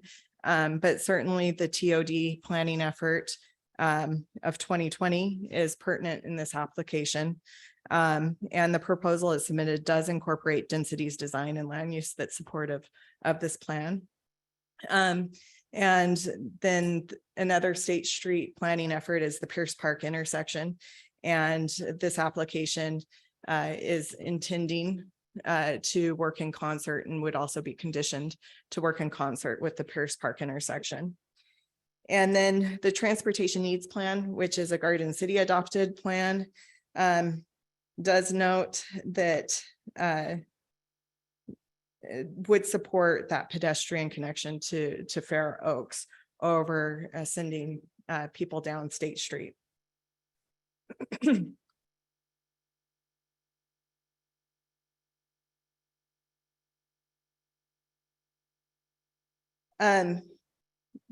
There have been 100, by my count, 147 written comments that have been submitted to the city on this application. They're all in their entirety in your packet. The next 2 slides are a summary of comments in support and concern. There have been some comments back that individuals don't feel that those are a fair summation of the comments, and certainly they're not intended to be all inclusive. The commission, I'm sure, has read through all of those comments, and we'll hear from the public tonight. And they're not intended to be limiting, they're just intended to provide a synopsis of the testimony that's already been submitted to the city on this matter. And I do want to be clear that it's not intended to constrain the public comment either. The public can testify to whatever they feel would be pertinent to this application. Codes analysis of the applicable Garden City Code. There are no concerns as conditioned. And then tonight, if we get there tonight, well, regardless, tonight, there are 4 potential actions. As the chairman has already noted, the Planning and Zoning Commission is a recommending body to City Council. So there could be a recommendation of approval, with changes, a recommendation for denial, or a continuance, preferably to a date certain, for noticing reasonings. No matter the action except for the continuance, there needs to be a reasoned statement on how the application meets or does not meet the required findings in code. And if the application is recommended for denial, the commission does need to know what could be done to seek approval. Staff is suggesting that there are 3 sections of code for required findings that are applicable. The first of which are the required findings for the specific area plan, 86B 6E. The second is for a rezone, 86B 10F. And finally, for a code amendment, 86B 5D. And those are in the draft decision document. As well as in the staff report. And the next steps for the application is there are a lot of people here to testify tonight. The commission may not get through everything in a timely manner. And so the hearing may be continued. If a recommendation is rendered tonight, the city council hearing will be on May 22nd. If it's continued, a likely date would be to May 17th. And that would be up for the commission to discuss, as we do have one commissioner that has already recused himself. And we do know on that May 17th date that we will be down another commissioner who has had long-term plans to not be present at that meeting. If it is continued to May 17th, it would result in the city council hearing being continued to a likely date of June 12th, but that would occur on the May 22nd, 2023 meeting for sure. And so that could change on dates. And with that, I stand for any questions and I thank you for your time. Thank you very much to the staff for that very comprehensive report. Any questions for staff by the commission? Mr. Chairman, Commissioner Brown. I had some questions, but Jenna answered them all. Okay. Any other questions over there? Mr. Chairman. Yeah, Commissioner Montoya. So Jenna, thanks for doing all this. This is a lot to unpack and you did a great job. So thank you very much. Thank you. I do have a couple of questions. The first being you did make mention of a potential restricting of public access to a certain area of this development. Can you explain what that is? And can you help me understand what that restriction would be? Chairman Commissioner Montoya, certainly.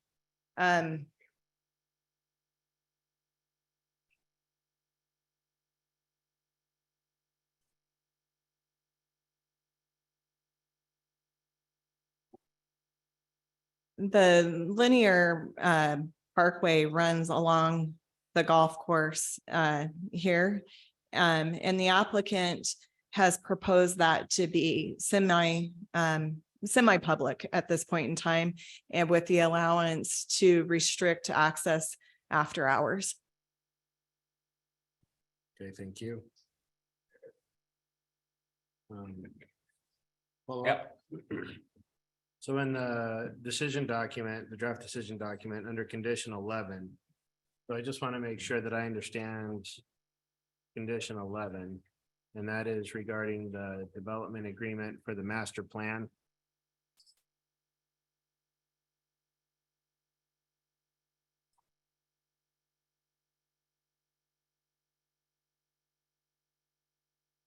So just to make sure that I understand the procedural nature moving forward, so if the SAP and the master plan is approved, it's my understanding that the applicant would still have to come back before the board for any approvals, before permits or any other development of that specific part of the project.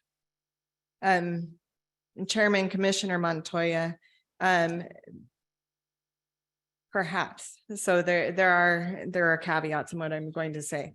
So the master plan would be adopted is what that condition 11 is saying, and components thereof for the development would need to come back for some level of review.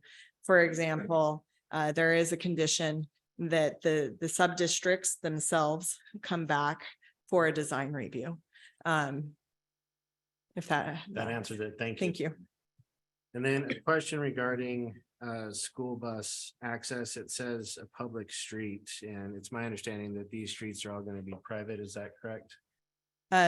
Chairman, Commissioner Montoya, within the application area, yes, they are. So if there was any access to those areas by the bus, would it have to be granting of an easement, or is there a possible way to get a bus into the development so that they are off State Street? Chairman Commissioner Montoya, at this point in time, and perhaps the applicant has had further discussions that we do not have on record with the school district. The answer is no. Getting them into the development has not occurred. Certainly, the applicant could explore a private easement into the application. Part of the discussion is perhaps if there were that pedestrian connection, then there could be a public stop somewhere on a public street with a walking connection into the application as well, into the application area on an existing. Okay, thank you. Thank you. Thank you, Commissioner Montoya. Commissioner Shepherd? Mr. Chairman, Janet answered all of my questions. Okay, great, thank you. Okay, so what we'll do then is move on to the public hearing. However, before we do that, I am gonna call a recess here before we start into that, but I want to announce who the first 5 public testimony providers are, so that when the recess is over, you can immediately take the reserved seating spots. Parcel will be ready to go after that. So Pete Edmonds, Marty Pironi, Marilyn Stoddard, and Patricia Perkins. Oh, and one more, Kathleen Grover. So we'll start back up at 1943. Thank you. Better run. I know it. All my muscle.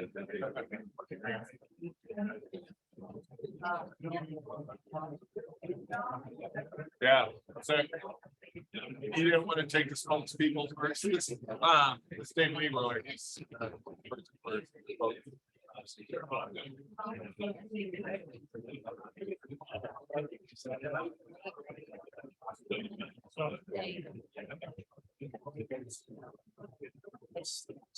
So there are 6 chairs, so yeah, do that. You go first. Yeah.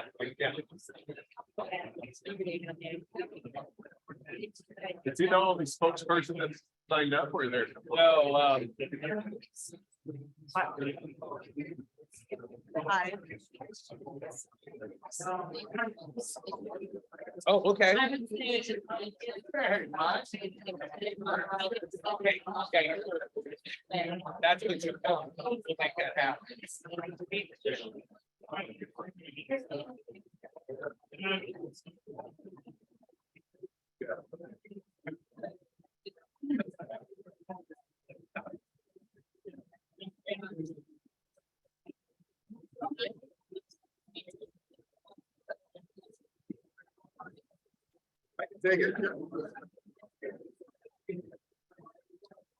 This one is represented by Gizzard.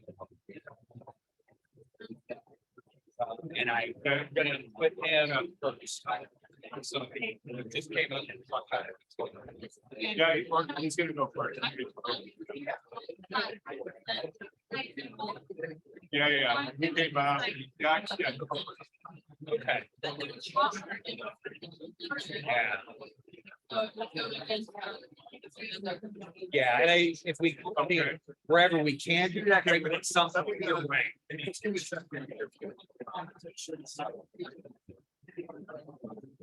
That's why we don't think, forget, so we need to, supposed to.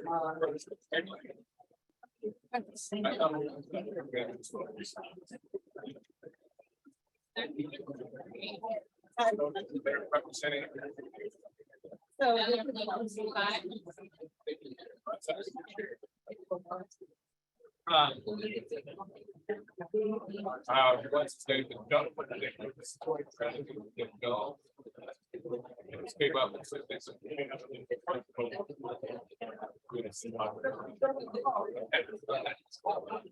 So let's so I'll correct that. Let's do that.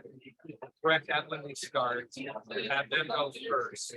So we've already got.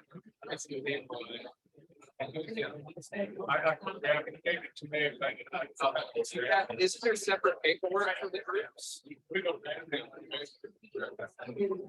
I thought they said there was separate. Yeah. Oh, there's.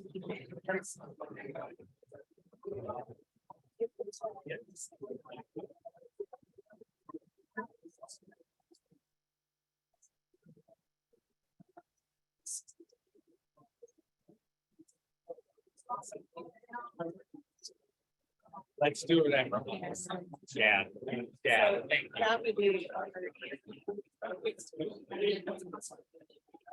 that's it.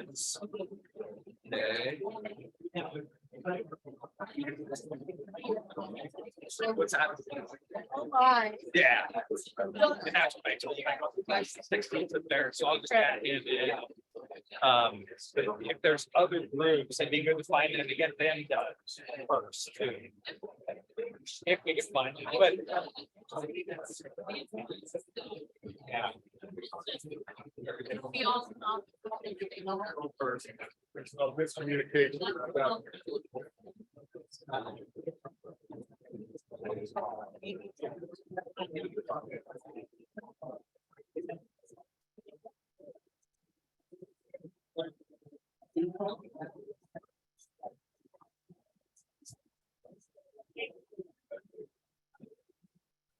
Seems something.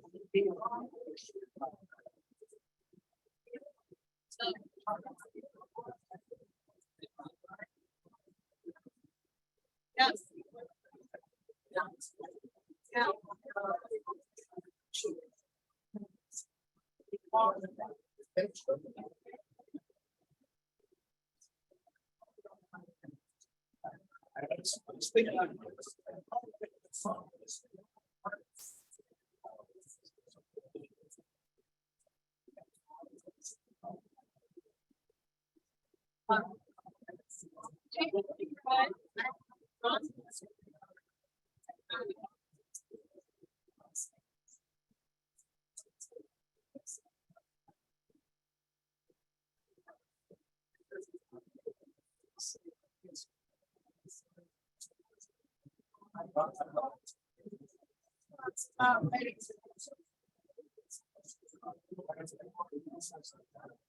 So, what year did you graduate?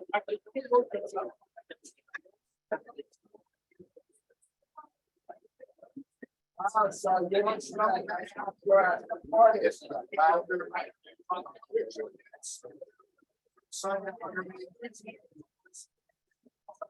And where was that house? Across the middle. You graduated there, and then you became a doctor, and you were in the.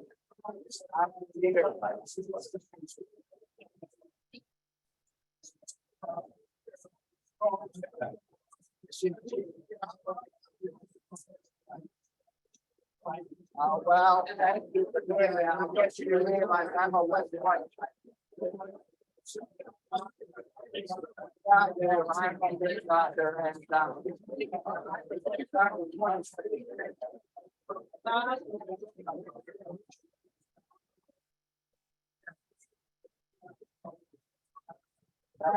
I've done it before.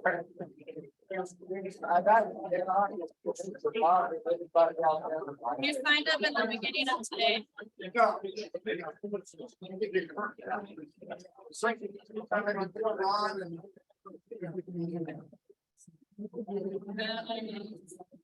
We squeeze by it out. We go, we'll go. Well,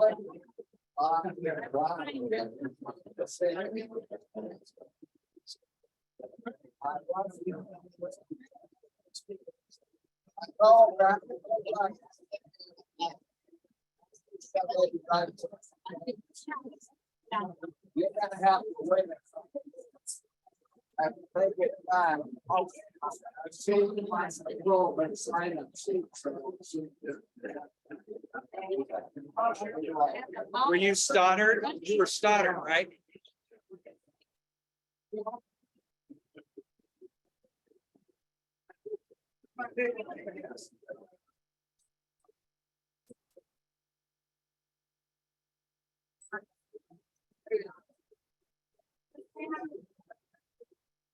I have Ronald Bush. Ronald Bush. John Livingston. Yes. Safely right, Barry.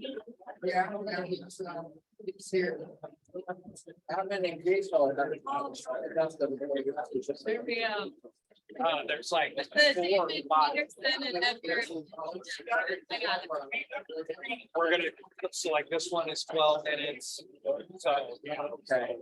Well, I'm accepting of the lady asked my dad, I said, how long ago it was? I said it would depend on. yeah.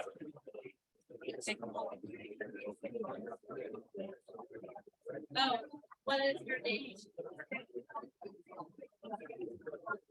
I have no idea where it is. And I'll-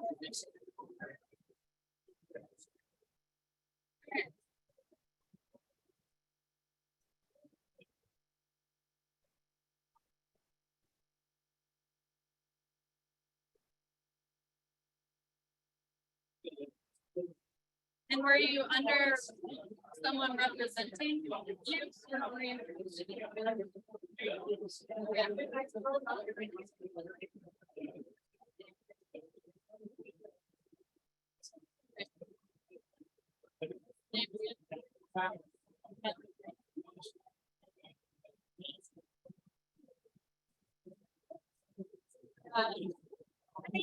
we do. For who? Did I call your name? Not yet. Oh, okay. I mean, you probably are. Their name. Yeah, I represent you on safety and driving.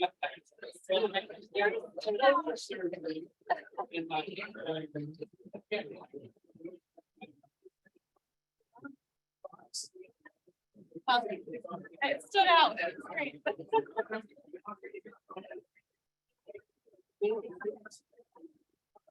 Thank you. If you could find the rest of the words, if at all possible, do those.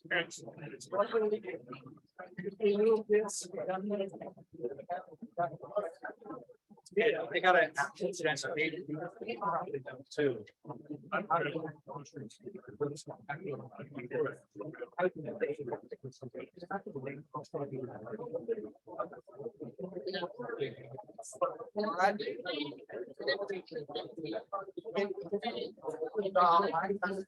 I go through the First life have.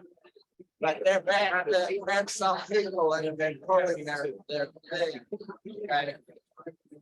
Last chance. We never got this before, like 4 years ago. Yeah.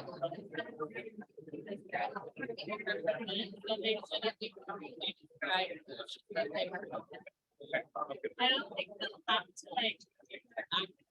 Yeah, right. Okay.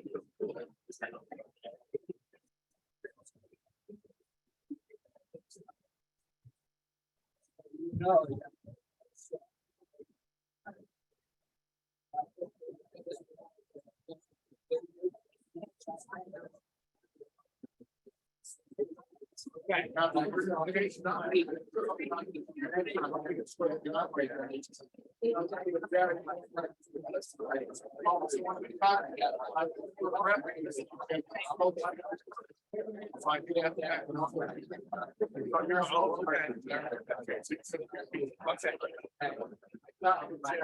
What date so that work?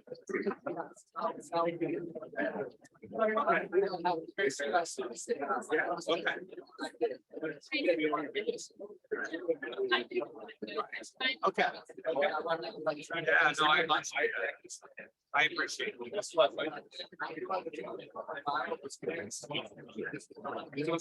Oh. Yeah, I understand that.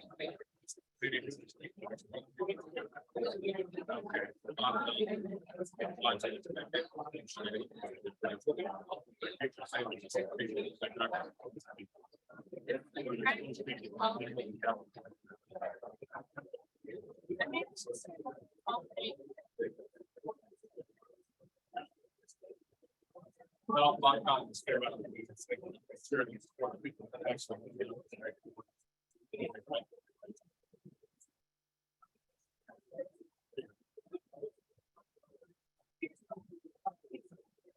okay, those are all the what people?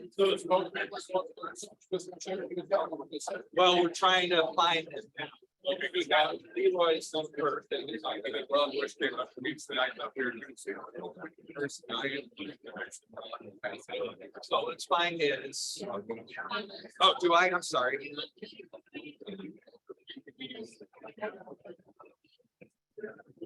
Okay. So those are all individuals.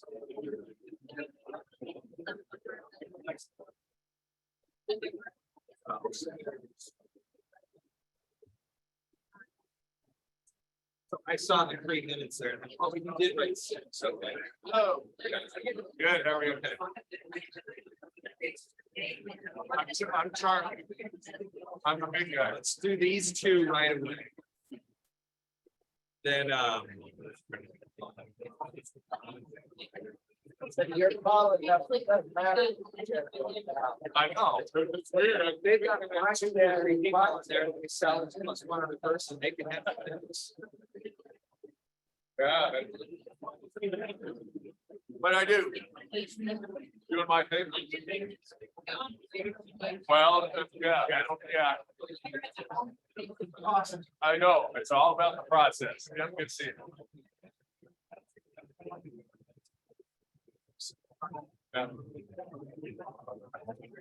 For example, come back and ask, why have to identify that it's slopes people, or do they identify themselves? Do they understand the people's names? Do they have to do? What's the form mistake?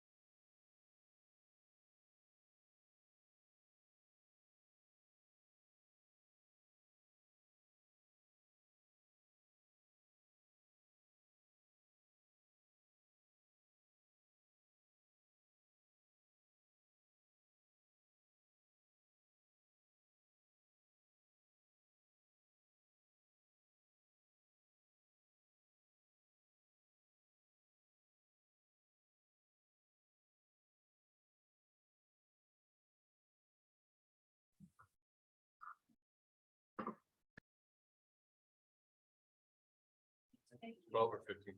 It says 12 based on how people it has.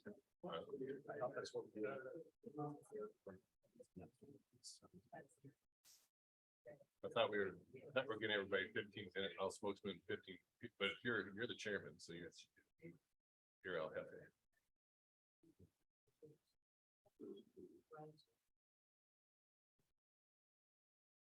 Okay, so we're gonna.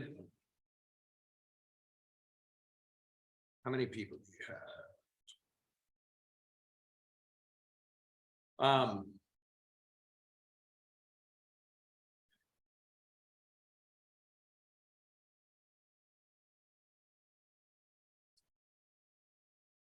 Okay, Mr. Leroy, we'll do 15 minutes for yours. And then, the next one, I'll just announce how many minutes depending on, yeah. So, okay, let's just get going on this. Mr. Leroy, you're up with 15 minutes. Mr. Chairman, I'm Dave Leroy, attorney at law, P.O. Box 193, Boise, 83701. I was a public official a few decades ago when your predecessors jumped the river and grabbed the crown jewel of Plantation subdivision away from Boise City to block its expansion. And I would submit to you that Plantation subdivision is still a crown jewel. I don't know much about the applicants' corporations, but I do know a little bit about the human beings who live in that jewel these days. Bob and Lynn Livingston are on North Fair Oaks Place, and so are John Livingston and Bob and Reese Schmelik live on North Fair Oaks Place, which is a dead-end traffic circle street. Bob walks about an hour or even two sometimes through the entire subdivision peacefully without traffic conflict and doesn't worry about a 10% chance of mortality. Lynn throws some very nice dinner parties in the dining room adjacent to the North Fair Oaks Circle, quiet and without problematic interventions. And my clients, David and Jeannie Patterson, live on North Charleston Place, also a dead end. They have a very nice deck and a beautiful kitchen that looks out on the greenery of the golf course, and the only thing 35 feet tall is a large tree. Their property line is 82 feet from the property line border of this development. They have some concerns, and we contend that their concerns have not been fully lawfully addressed. We think that there are some impacts on North Fair Oaks and the rest of the neighborhood all the way to the river that have not been addressed or analyzed or mitigated. And it should not be lost on you that none of the four presenters or the developer in any of their original remarks from this dais talked about neighborhood impacts. And it took an hour and 40 minutes for the problem, muddied up problem of North Fair Oaks to come up from the time we began this program and presentation. I have filed on behalf of my clients, 3 separate documents, which I commend to you and which I ask you to read before you make a decision. The first was filed February 8th for our working session on February 15th. It's 8 pages, had 8 points and conclusion. And it was the issues as we perceived them then. We then filed a second memo on April 17th, more than 7 days before this hearing, which was 11 pages, and it responded to the posted comments of the developer, or developers council, regarding the points that we had earlier raised, giving our counterpoint to their rebuttal. And finally, just today, we filed a third document, comments of 8 pages with a conclusion, responding to 3 things that were filed after our second memo, and even for the first time were shown today. That is the ACHD report, which was late received and not possible to comment upon before the 7-day deadline. We also commented on the applicant's design vision, which you saw today. And those are important commentary. And then we also commented on your Garden City final staff report, which was just given today. The issues which we raised in our first comments were the ownership of the property remains unclear. You'll hear more about that from Ron Bush today. Secondly, the use of the SAP at this site is improper spot zoning. Third, the elimination of the golf holes violates the master declarations of the HOA. We also urged that the scope of this development is too massive without continued public and zoning scrutiny by both the commission and the council. And we urged that the traffic impacts at that time were not fully studied, that no adequate public access to the greenbelt was had, that impacts on all of the adjacent neighborhood have been neither analyzed nor mitigated. And without a fully developed water or sewer plan, we were concerned at that time. Our second comments mirrored those and gave the rebuttal to the rebuttal, and also raised one other additional comment, namely that the elimination of the open space, especially on phase 3, raises floodplain issues. And then third, our comments today track those as well. The staff report, we contend at page 22 ducks the issue of the ownership. We contend that the staff report avoids the analysis, again at page 22 of that report, of the improper spot zoning question. And we urge as well that the master declaration issue, which the staff report misstates as an issue at page 22, needs to be carefully analyzed. But what I asked Jenna to do, and what I'll try to move through very swiftly, is her own presentation today to talk to you a bit about our view of what is not before the commission, what has not been found, or the things that are impediments to making any kind of finding that would require approval or permit approval of this. The first thing is, of course, the stated goals of this entire process. You'll note that we need to be consistent with a comprehensive plan. Jenna has explained that very well. We need some social sustainability, point number 2. And we urge that includes quality of life for the existing neighborhood. And third, critical. And again, it took an hour and 40 minutes to get to it in this discussion. Neighborhood compatibility. You'll see that in 6, we need to have open site in perpetuity. And finally, these number 9, we need to remain consistent with the development code. The next page, number 5, is that familiarity or similarity with functioning codes. All of those areas in Ada County and city of Boise, the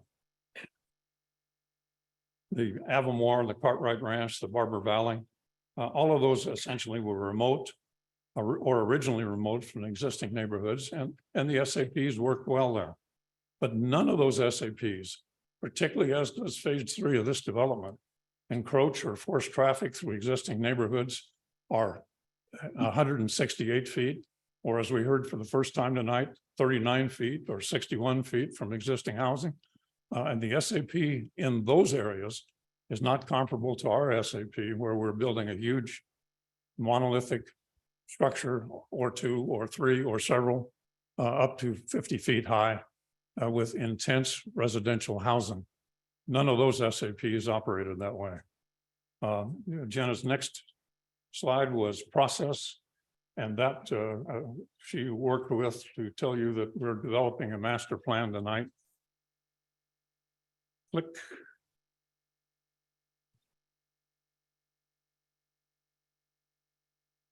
Process suggests that we're moving toward implementation. And what everybody told you that this is that this SAP makes no change in the process. We have no worry. The future will be just exactly the way it is. But if you look down to the second step, implementation, it tells you what will go through the process that's traditional, and that is conditional use permits. Well, if you look carefully at what's being presented to you, you'll find that there is no conditional use permitted or required after you adopt this for 30 separate uses.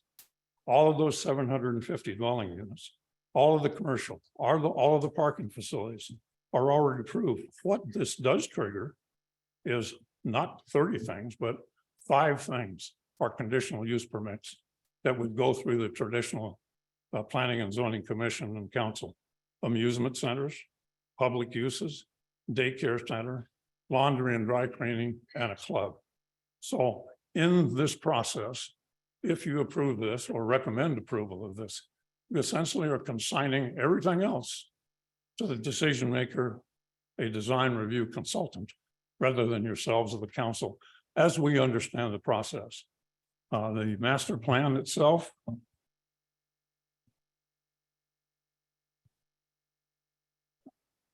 Jenna reminds you must talk about connectivity and the sub-districts as to connectivity.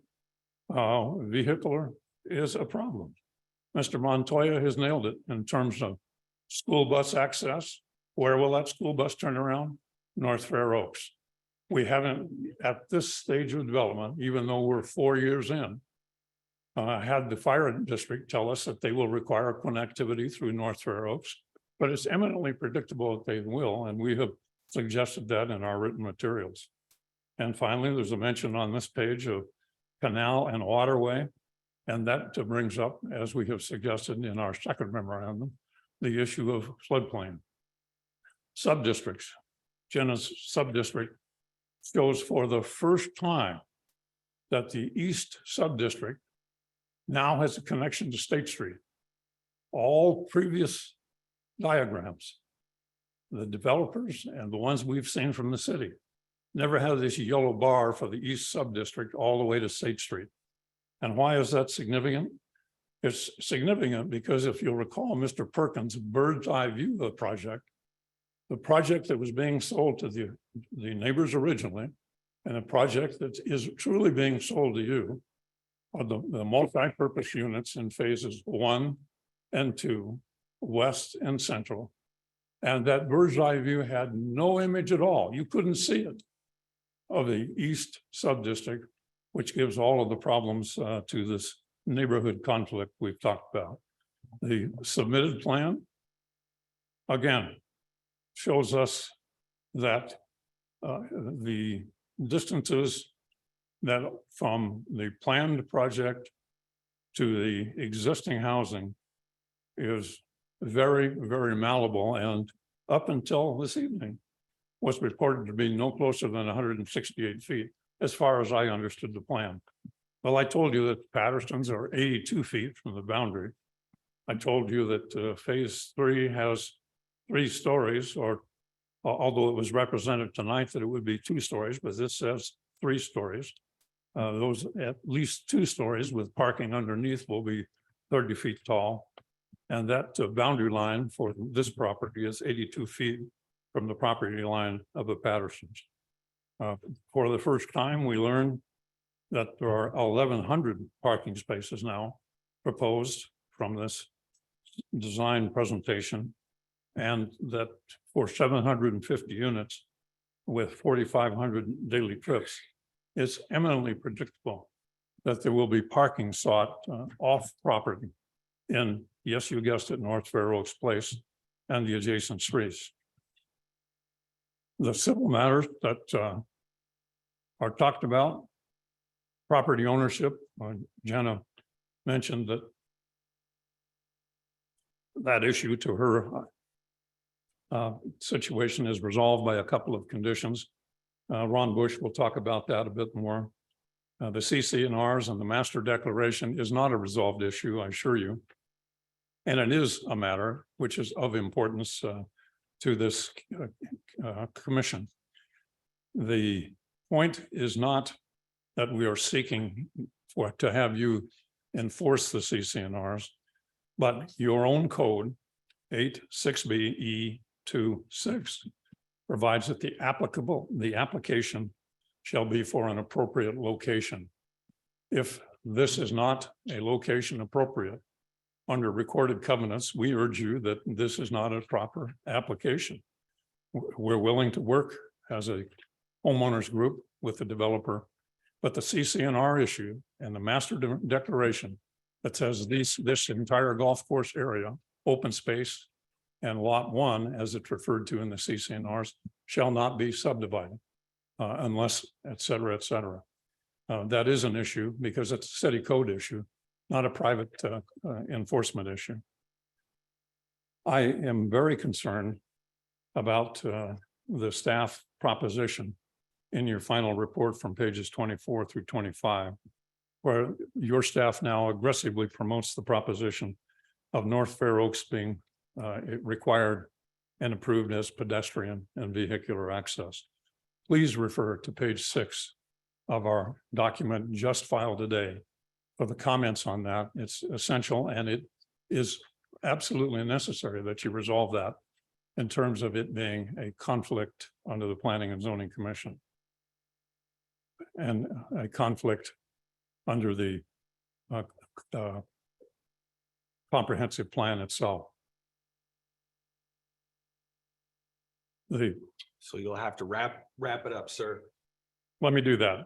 The required code findings that you have suggested be found by the staff under 8.6B, 6E, and 8.6B, 5D are vigorously contested.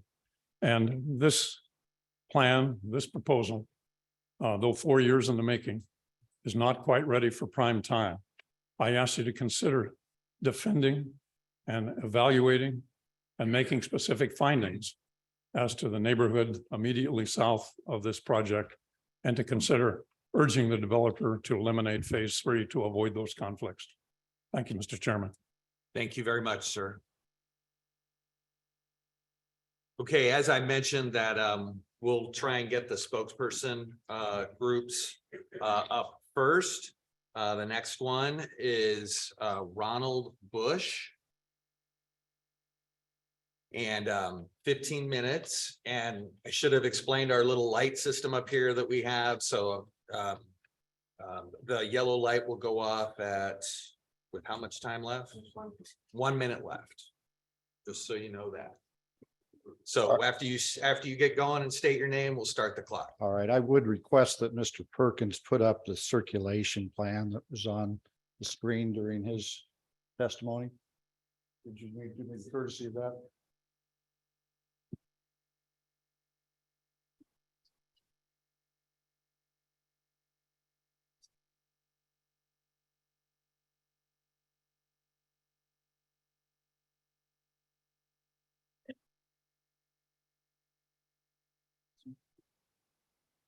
Is that the circulation plan? Right. Okay. Thank you.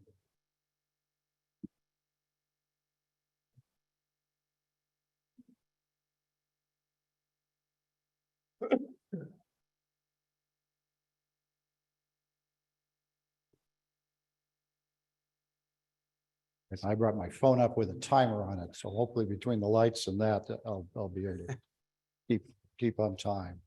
My name is Ronald Bush. I live at 3695 North Gramercy Lane in Garden City, Idaho.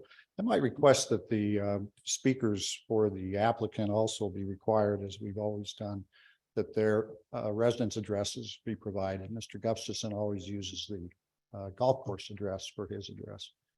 And I think fair is fair.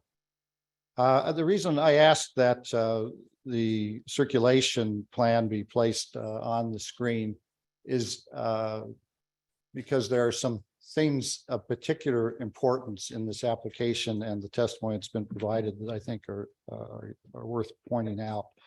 But first, let's be clear. This is the most important part of this application to determine whether or not it is eligible for a specific area plan.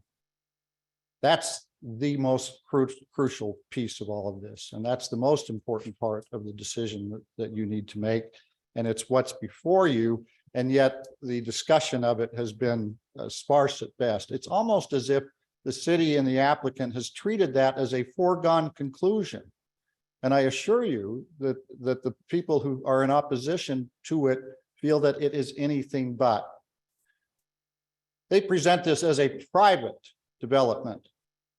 Every burden that will be imposed by putting 750, or as their initial application described, if you add up the numbers, potentially more than 800 living units, and the vehicles, and the numbers of people involved. Every burden that flows from that flows onto the plantation subdivisions, because this is a private development. And they want to have the school district run the school bus into the plantation subdivisions so that any students from their private development can be picked up in the plantation subdivision and run access through a Fair Oaks, a cul-de-sac street to accomplish that. Perhaps I might suggest that some of these be designated public streets and not private streets. And that they be designed in a way that the school bus can get in and access and turn around, which is the issue. It's remarkable to me, the hubris of the developer to make such plans. Similarly, the connectivity fails to note, and in fact, I have done a rough estimate of the amount of the distance between that development and the access to the river if you were to go down further down State Street to the access at Lake Harbor, which is another access that's available. But let's talk about the easiest access to the Greenbelt. It's the one that I've mentioned in one of my comments, and I think has been mentioned by others. Right here, right down Plantation Lane, the redesigned golf course. Mr. Gustafson, who stands to make millions of dollars if this application is approved, but doesn't want his golf course to be burdened with people going through on a bike path. And yet it's done in other places. It's okay for that burden to be placed on the people who live in the plantation subdivisions. Remarkable. Let me talk about the specific area plan as it's been proposed. It's a classic wolf in sheep's clothing proposal. It's an attempt to subdivide an existing lot on the golf course and an existing platted development by circumventing the limitations imposed upon any subdivision by existing law, the R2 zoning. Imagine, think about everything that's been presented to you in this context. Suppose it's R2. Suppose it's single family housing. And frankly, in Garden City, if we talk about housing types and housing choices, the one that we're really short of in our city right now is single family housing, because there's been a multifamily housing explosion. Suppose we do that. Now, I appreciate that he has constantly run the bell of, well, it's going to go away. The golf course is going to go away if I can't do this big development and make all this money. He can still make a lot of money doing R2 development. He can still make money running the golf course. Bear in mind that he makes all these claims. Why doesn't he bring out and show us all his financial statements? We'll see how much money he's making at the golf course. It's also a canard to argue that if it were to be sold, it would only be sold to somebody that would come in and seek to develop the entire golf course. Frankly, we should all approach all of this as if we were the people who are most directly impacted, whose homes would be dramatically changed, whose lives would be dramatically changed. Perhaps the most poignant letter that's in the entire record is the one from the young couple on Fair Oaks Place who moved into the neighborhood a year and a half ago with their 2-year-old daughter, feeling like they had found a place that was going to be wonderful for them to raise their daughter. And in this neighborhood that they fell in love with, never having any inkling that this was looming on them like a giant Damocles sword. These are important things. You know, I've done a lot of speaking in public, and I've done a lot of speaking in my career. I'm retired now. And one time when my daughter was in junior high, she was getting ready to do a presentation by way of an oral report in the class, and she was very nervous about it. And she came and talked to me about it. She said, "How do I get around that?" She said, "Dad, do you ever get nervous?" And I said, "Whenever I'm talking about things that involve important issues in people's lives, I always get nervous. I'm nervous today. So I don't have time to go over all the shortcomings that exist in the application. They're all described, and obviously you can tell from the comments, the 3 comments that I've given to you, that I've spent a lot of time working on this. But I do want to emphasize a couple of things. They seek to hang their coat on a couple of the hooks of the SAP ordinance that frankly are just illusory. They kept referring to in their original materials the transit station, because there was a transit station node that they were talking about. And I and others have pointed out, and so they've softened that language today. It's just a bus stop. And when State Street is developed, there'll be a bus stop that has a digital screen that will show when the buses come through. Why do they feel the need to call it a transit station? Because they want this development to appear to be something more than it is. It's a subdivision. It's a multifamily, immense housing subdivision. Then they talk about the neighborhood activity center. And in their materials, they made no mention. In fact, the drawings just ended at the borders of their proposed development. Made no mention of the fully developed State Street corridor. I provided to you a list of, I think, like, I can't remember how many numbers, dozens and dozens and dozens of businesses of all nature on State Street between Glenwood and Collister. Restaurants, bars, lawyers, gas station, tire stores, bike shops, bakeries, coffee shops, all of that stuff. And they propose to put 24,000 square feet in and call it some sort of an activity center with a whole bunch of restaurants and such. And then they acknowledge that they won't even allow for parking and folks on the premises at all times. It's not an neighborhood activity center. It's phony. And that shouldn't be counted then when you say that this qualifies as an SAP. So they can't make that showing. You have to subscribe to the fiction that those things are present. Now, finally, in this regard, they say, or the staff report actually thinks that says that the water and sewer issues are addressed. They've been satisfied. Well, they must be reading a different letter than I read, the June 28, 22 conditional water and sanitary sewer ability to serve letter. Says that they may require more water for fire protection than what is available from the city system.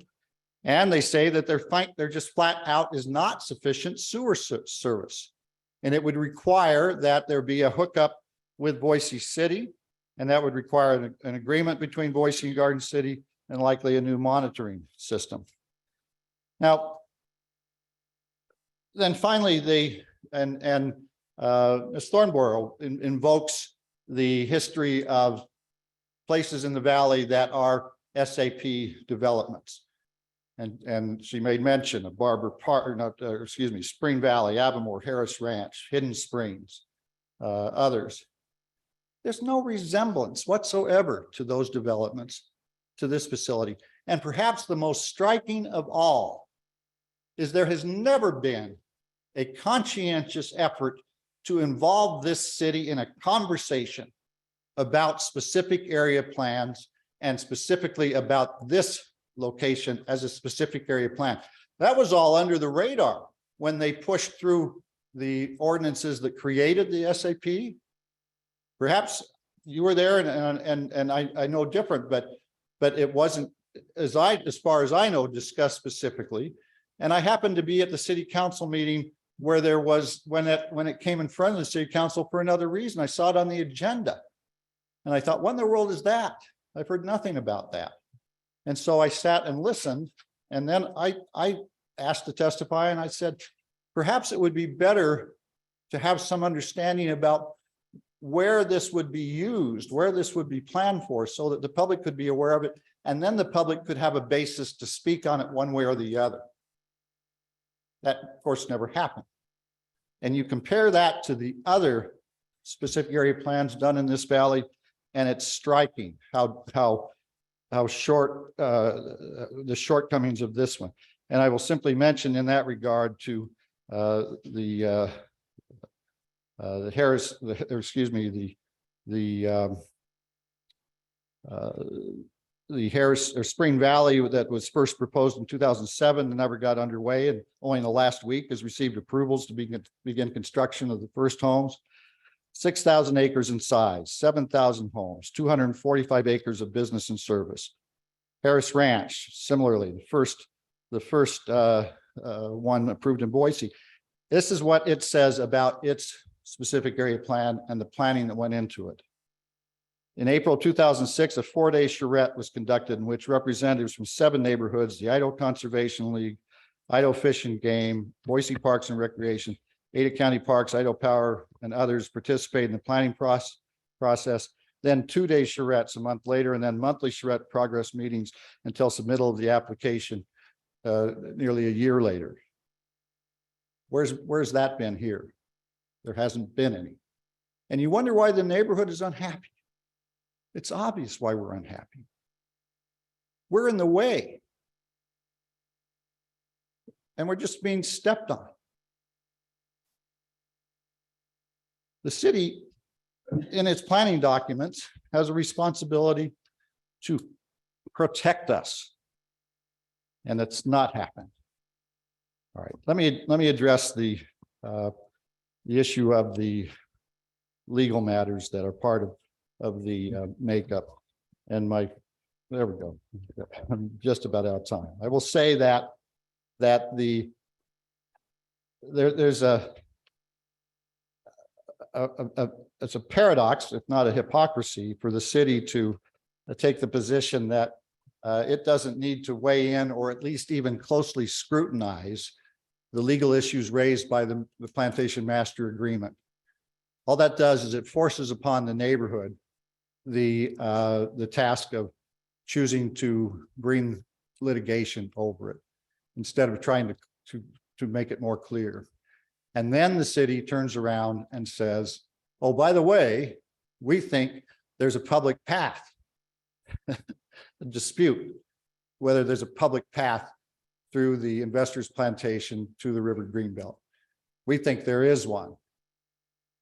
And we understand that you say there's not. The advocacy of the city trying to force this Greenbelt path through our subdivision is inexplicable. So there's a lot I didn't get through, and you can see that I'm a little worked up about it, and lots of my neighbors are as well. Let me just wrap up this way. Now, there are a lot of things in our life from various places that help guide us in how we do things, and in the context of how the comprehensive plan is understood and to be applied, I think they serve as guideposts. You know, Dr. Livingston's a physician, and of course he deals in his life with the Hippocratic Oath, which says, first do no harm. But in addition, my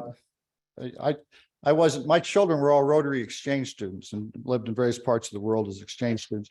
I was never a member of Rotary, but I always admired their 4-way test. And I'm just going to repeat it here. Is it the truth? Is it fair to all concerned? Will it build goodwill and better friendships? Will it be beneficial to all concerned? I think we submit that isn't the case here, that it doesn't meet that test. I appreciate so very much your attention. Thank you. Thank you for your testimony.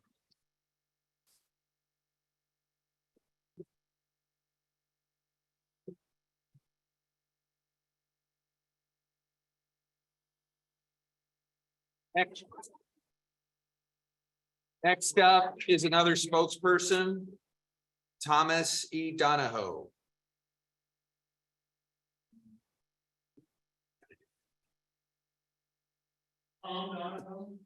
Yep.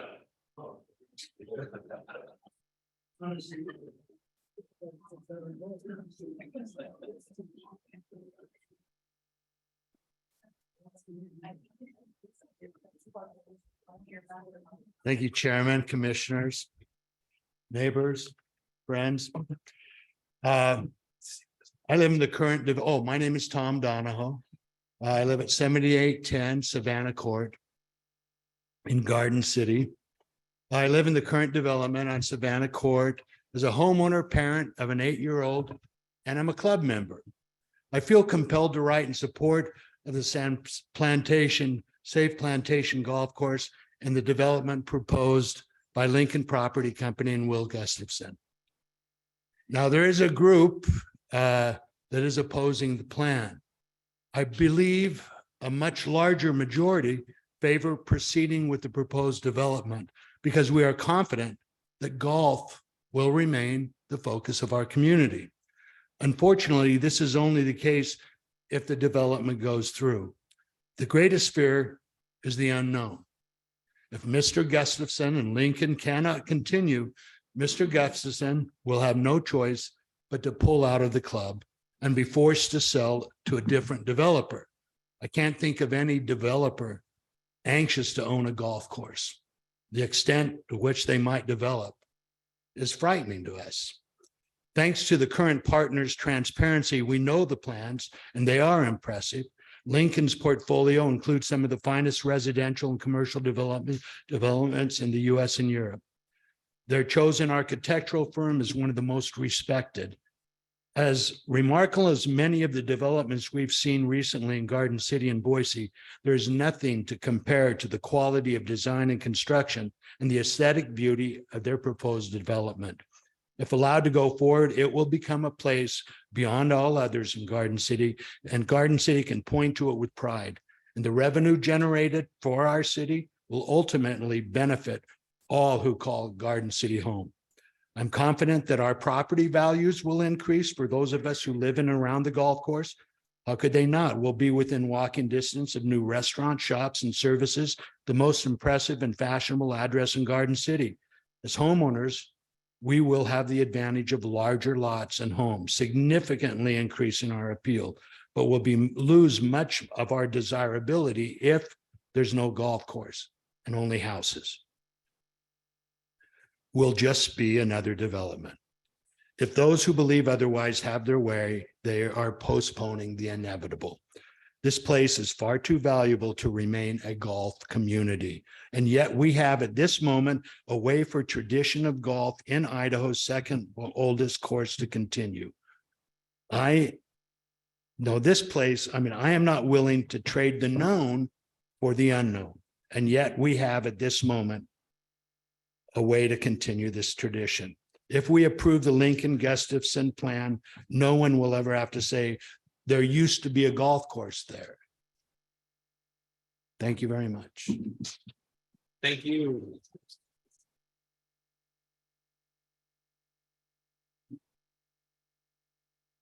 All right, thank you, sir. Next up is Pat. Oh boy, I'm sorry if I pronounced this wrong. It's just Pettit, okay. It's easy. Thank you.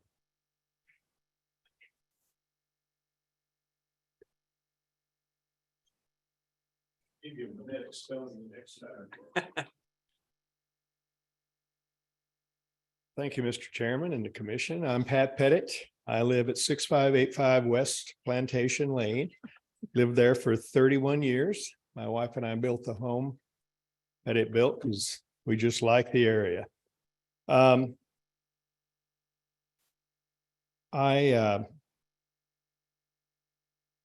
talk about myself, but just I've been involved in some developments in the past. I was a group president of infrastructure for Morrison, Knudsen and Washington Group. Worked there 30 years. Did projects, the Hong Kong airport, Denver airport, the site restoration for the Hanford Nuclear Reservation. And today we're working for Mr. Gustafson, is probably aware of it, bringing Sacramento River water south to Los Angeles, trying to get it permitted. I'm not here to express an opinion about go, no go on this project. But to get a go, have a questions more than statements. And those questions are mostly about numbers. Permitting is really tough. It's tough in Hong Kong. It's tough in Denmark, London. It's really tough in Northern California, and it's getting tougher in Idaho. I don't know if that's necessarily a bad thing. But the projects I previously mentioned were for the greater good. For many, collateral, everything around airports, bridges, dams, whatever, it's for the greater good. So let's talk about the numbers. 750 residences by the current Garden City code would require 2 parking spaces per unit, 1,500 units. I'm seeing in the data that I've seen, there are 1,100 spaces. So are we 400 short? Some of the solutions I heard in this very room about a month ago were car share. I don't think Westerners even know what that is. Remote site parking for overflow a quarter mile away. A public parking allowance. I'm not sure what that is, a subsidy of some kind. I don't know. And a friend of mine on the Boise Planning and Zoning Commission said, Pat, you just don't get it. Whole Ada County grand strategy is to drive density. Newsflash, we're Westerners. We like our cars. We like to drive our cars. We don't want to share them. And I don't want Art Peavy sharing my car, and I'm not going to share his. And I don't think many people in the room intend to take the bus to facilitate development anywhere. I don't have to, don't want to, but maybe that's a luxury today. The vehicle counts. I talked to ACHD about 6 weeks ago and just said, what's a typical day, 7:15 to 8 o'clock on State Street?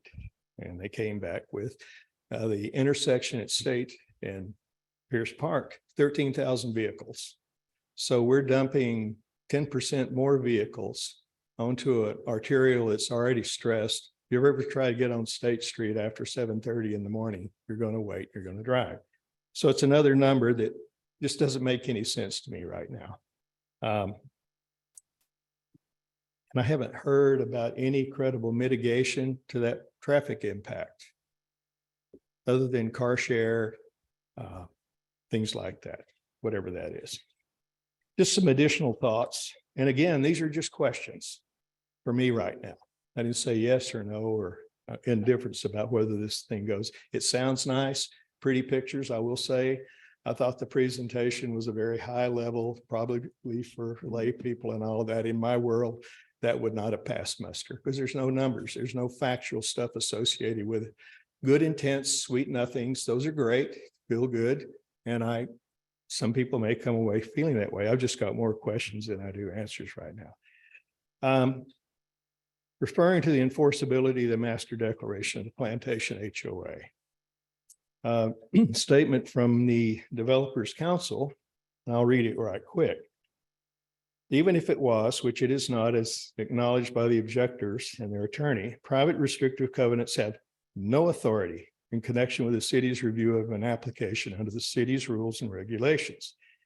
Any reference to private restrictive covenants has no bearing on the city's public review of the application. What that statement doesn't address is collateral impact. And I think you know better than I do that you have to consider collateral impact of anything that comes into this community. You're going from a density of 16 to 20 people an acre in the area, assuming 4 houses per acre, to a density of 60 people per acre with this development. That's a collateral impact and everything that goes with that. But it doesn't address that because this is an island. Whatever we do here, we get to do. It's a private development. True, only objectively. This is kind of a funny one. Some of the literature was high-end retail and shopping. I think that's kind of a naive statement on the developer's part. If you live, I've lived in Idaho 41 years. People don't drive down State Street for high-end retail shopping. They won't for a long time.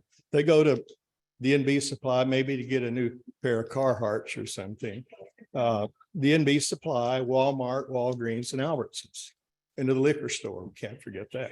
That's State Street right now. So it's not, but there's just some naivete that goes into this and some of the statements that are being made that tell me you haven't done your homework yet, folks. The demographics of the place, the impact of the neighborhood, collateral impact. I think it's a big deal here. So just to conclude right quick, back to referring to the greater good. I don't know where you stand, where you see the greater good. It's not my job to preach it to you. You've taken on a great responsibility here, and bless your hearts for doing it. I'm sure it caused you some consternation tonight. It's a greater good for Lincoln property, the River Club owner LLC, or the area residents and the greater Garden City citizenry. What I can see and read, the numbers do not support the current plan. Marginal mass transit is not available, is not viable. Car share is not viable. Off-site parking is not practical or desirable for residents. My question for the commission today is, who is your constituency? Developer from Dallas, Texas and Orange County, or the people that live here? And I have no problem with the development. I have no problem with smart, responsible, sober development.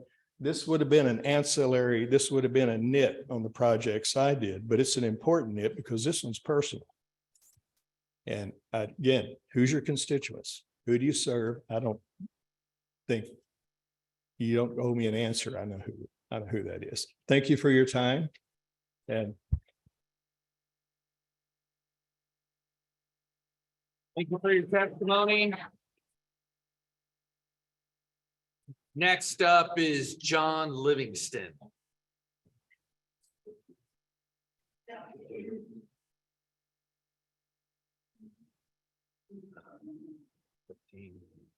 Ready?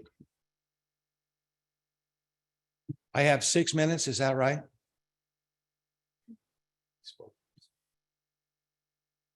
Yep. Ready? Yep. Mr. Chairman, commissioners, thank you for your time. My name is John Livingston and I live at 6273 North Fair Oaks Place.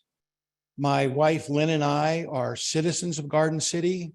We vote in Garden City and we've lived in Garden City for over 12 years. We've been members of the Plantation Golf Course or the River Club for 33 years. We have 4 generations of Livingstons and Burlisles that have lived on the plantation or been members of the plantation. And so we have a vested interest in what happens to this legacy property. I'm going to read my words, and I'm sorry for that. I usually don't do that, but I want them to be precise and exact because a lot of what has been said up to this point in time and saying that we are a misinformed group of citizens is just wrong. So 4 years ago, when Mr. Gustafson came to town, my wife Lynn and I were his biggest supporters. We contributed $1,000 to an organization called Save Plantation when many of our neighbors and many who have since joined that organization were against Mr. Gustafson. Ironically, many of the people that are supporting this application now were against him then, and we were for him then. We watched as he updated and improved the River Club, and we applauded and supported him publicly as being a good steward of the plantation legacy. We shared his vision of stewardship for a legacy property. He made great improvements on the clubhouse and on the golf course. And Mr. Gustafson, thank you for that. Thank you. Now the rest of the story. That all changed in June when we found out that the ownership of the property had changed and that the original plan to develop the 10th hole had metastasized to include an amended SAP into the neighborhood, something that had never been done in Idaho before, amending an SAP to go into an existing neighborhood. Never before. 750 homes with 1,500 people on 22.5 acres and parking that is 1.4 parking spots for each unit. That is not a legacy, or the way to handle a legacy property, and that is not stewardship. In the applicant's presentation, you can see the development from State Street, which was exactly what Lynn and I supported for 2 years.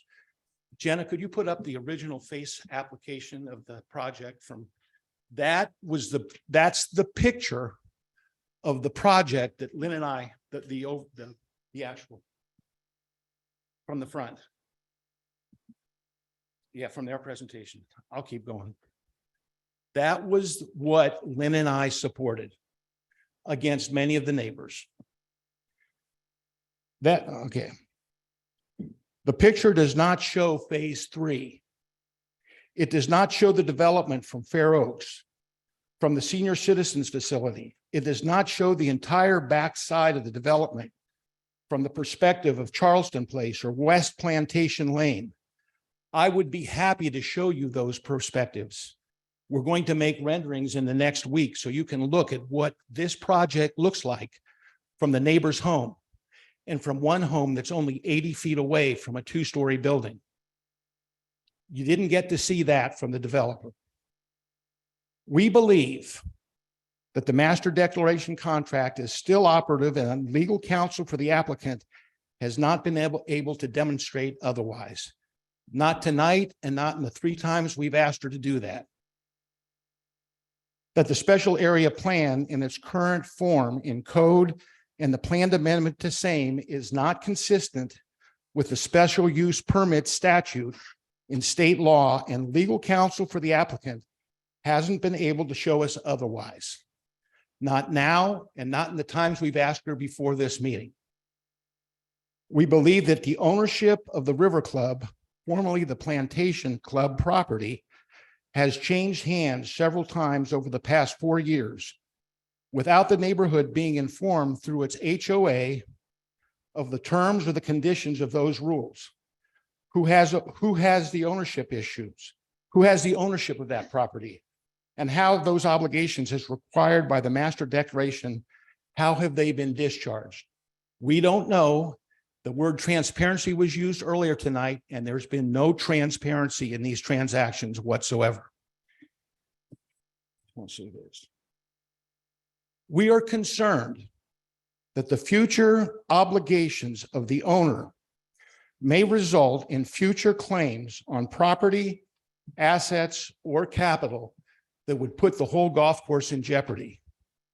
If the ownership position of any owner is leveraged in such a way that a hedge fund or a venture capital company or a financial agency could have a claim on that property, some banker in Hong Kong or Singapore could decide what happens to our neighborhood. We need to know those types of situations and if they exist. The ownership of the golf course is an ownership in the neighborhood, and they have to conform to the master declaration contract. So in conclusion, my wife and I were supportive of the project 4 years ago. We enthusiastically supported the current agent for the application with all our hearts and against many neighbors, many who are opposing us again on the other side. When we saw the changes in the project last June, we felt betrayed. We decided that the future of our neighborhood would best be decided by the neighbors and the city fathers who we elected to protect our interests. The line between stewardship and the line between corporatism is not a fine line. It's a big, broad line. And everybody in this room knows the difference. Thank you.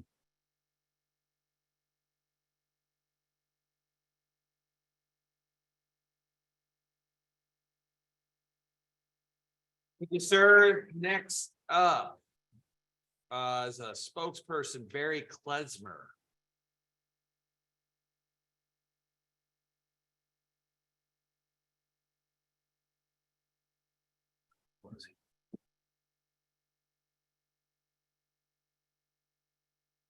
That's a long walk. My name is Barry Klesmer. I'm residing at 3470 North Plantation River Drive in Garden City.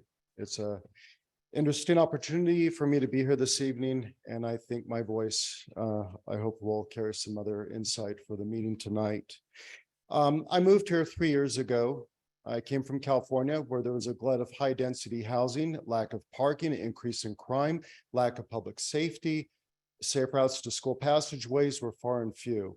But coming here to a new neighborhood, to an incredible community, wonderful neighbors that embraced us as outsiders is remarkable. I've since joined the local Audubon chapter. I volunteer with Boise Park and Rec. I volunteer on the Greenbelt, both Garden City and in Boise, for cleanup, trash removal, noxious plants removal. This is essential because I want to be part of the community and show my care for that community. I should mention that I also actively support businesses in Garden City. I think it's vital to support them so that they can be sustained. But I'm not a member of the River Club, nor do I play golf. So do not hold that against me. But there's some key points that I want to bring up and some clarifications. I happen to live in a house that is a access point to the Greenbelt. It's known as Lot 99 in the Investors on Plantation pathway. Earlier tonight, it's been brought up a few times that that pathway is an access point, viewed by some as a public point of access. The city attorney for Garden City, as well as ACHD lawyers, had requested proof. Our HOA has submitted to them, and I hope they'll be able to view this, but both a deed and the assessor's map showing that it is private property. There is no easement, nor should it be in dispute. The concept of linking this to Fair Oaks is a misconception and should be viewed carefully before decisions are made to proceed on a project where there is not safe bike passageway on State Street or for pedestrians or for children. So if you've not seen them, I encourage you to consult with the city attorney, Garden City, or ACHD, which even a few months ago did remove signage posted on our street calling that out. Another point I'd like to clarify about the golf course and the open spaces, it is habitat. I'm aware that there is irrigation, that there are chemicals used. It may not have native plants. There are not a lot of Idaho native plants here, but I can tell you there's a lot of wildlife. It is an aviary flyway. It's important to sustain that. There are pollinators. We have mammals. There's an active transition between the golf course area that is open on State Street that does reach out to the river, to the Greenbelt, through many of my neighbors' homes. It's essential that there is open space, yet my understanding is that a small linear park space is not adequate. And I'd like to see how that is going to be remedied, because it's very concerning to me and to many people that it is going to be preserved. I'd like to mention that very recently I've been talking with more and more neighbors and businesses. As I said, where I live, I'm at a junction between the Greenbelt, the river, and the bridge that goes to Plantation Island. Many people see me from volunteering, working my yard, feeding my bird feeders. Yet there seems to be a consensus that many people were not aware of the scope and size of this project. Many were under the assumption it was going to be small, a 55+ unit, maybe a small strip mall. When I discussed people, the transition would be to 750+ high density unit and potentially 30,000 square feet of mixed use space. Overall, they're shocked. 5,000 car trips, an estimate. But car trips, is that representing those who would reside there? Is it including service trucks, FedEx, UPS, Amazon, Uber and Lyft? What about school buses? The question is, how is this going to be accommodated? And we're talking about an area that has so much traffic now that the idea of 5,000+ cars so close to us, blocks away, is a huge impact on the quality of life that's already under stress in this area. Sorry. It's been a busy night. I've had a few edits because I've learned quite a bit tonight. I'd like to say that a lot of the impressions about the project that came across as a very small development would be really simple. In fact, on the Lincoln Properties press release, One of them says that they would be seeing, quote, Will Gustafson remains as, let me back up, June 22nd, 2022 from LPC. Will Gustafson remains as managing partner of the golf course operations and will assist LPC in overseeing transit supportive development along State Street. I also don't view a bus stop as a transit hub. I'd like to add that. Nor do I feel that unless there's safe measures for people, pedestrians, children, my community, that this is not a transit supportive development. And that is great concern to me. Furthermore, in the same press release, LPC West Senior Vice President Trevor Nicoll, quote, we want to deliver on the commitment that's been made and help build on the transformative vision to support this growing community. I've yet to hear anything or read anything that shows this will support our community, not the residents, the visitors, or the habitat. There is nothing I've come across that explains how this will support the growing community. What it will do is support LPC, who has in the past 5 years achieved nearly $30 billion in development and management of rental properties. That is who is supported in that community, this community where we live. Sometimes walking around my neighborhood or even talking to merchants in the area, I've had the opportunity to actually bring up on my phone the previous slide that shows the massive development along State Street of the 750 high density units. Generally, I'd say I did not hear one positive response from anyone I talked to. I'm not an advocate. I'm just trying to understand people are aware of what's been going on. And generally, like many others, they want to retain open space and not face an onslaught of a worsening traffic corridor. Even upon news of adding multi-lanes and traffic to State Street, always met with sighs. A lot of employees in the area say things are so difficult now, the impact on their quality of life. Employers are finding it harder to get employees in because of the traffic, the accidents that they're already facing. Business owners, employees along this impacted area, and many neighbors and others walking the Greenbelt say they look forward to passing by the River Club, the open space, the trees along State Street, mostly because it helps to break up an onslaught of cement and buildings that are now popping up for high density apartments. But having that green space is a relief and a pleasure for people to see and go past. It is a sea of green on a street of asphalt and buildings and traffic. And that's something I would hate to see be lost. Now, my birding friends in the community are also devastated to learn about the potential scope of this massive project that would take away a significant portion of green space in Garden City, along with what presently is filled with a number of trees. This area is a flight path for many of our local birds, especially for ospreys. Our owls, we have eagles, Cooper's hawks, robins, widgeons. As a flight path area, they need this pathway, access in the green belt. Our pollinators need access. There isn't enough of it in this area, and we're losing it. While we have a wonderful little butterfly habitat garden behind City Hall here, it's not enough.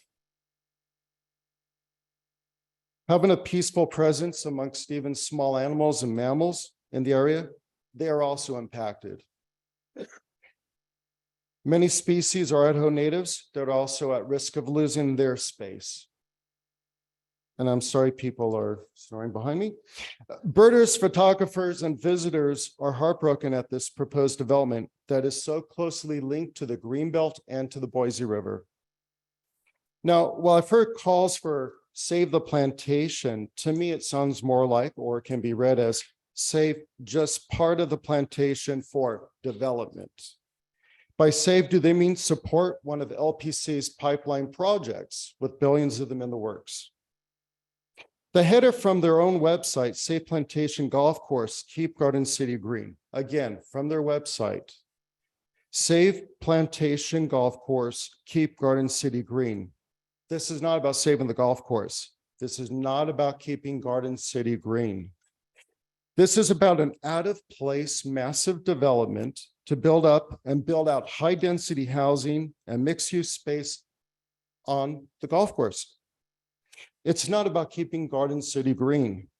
It's about taking away green space and wildlife habitat and replacing it with asphalt, cement, high-density housing, much of it would be transient, along with thousands of daily cars and trucks and traffic. This is reducing one of the oldest golf courses in Idaho and not saving what's currently there. Quote from the website, the developers are committed to some development of the golf course. And that is where Save the Plantation Coalition will be focusing, working towards a resolution that maintains the community of Plantation, knowing that the golf course will change. Some development, no. This is a massive project requiring significant changes to zoning laws and regulations. Inadequate parking, while there's a reference to 1,100 spaces on 750 plus units. There is an effort to reduce guest parking, an effort to reduce spacing for the mixed-use facility. Yes, there are concerns for overflow parking, but it is inappropriate, as well as the lack of infrastructure, which is already at a breaking point and congested. The maintains the community of Plantation. No, these are radical changes and does not maintain the community as we know it and we would like to preserve. The golf course will change. Yes, that is true, but so will our community. Nearby businesses, our habitat around us, traffic, crime, noise. It's the quality of life that will change for everyone involved, except those who are out of state doing the development. We do need to sustain and grow our community in appropriate ways, starting with rejecting zoning code changes. It's a rejection of what's proposed for zoning that I do ask for consideration. I would like to say, please keep Garden City green. Do not make this either Boise or Oakland. With that, thank you for your time.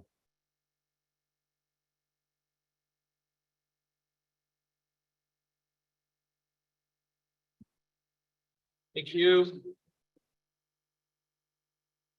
Next up, representing a few people plus himself is Paul Robert Schmelik.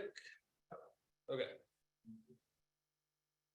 9 minutes.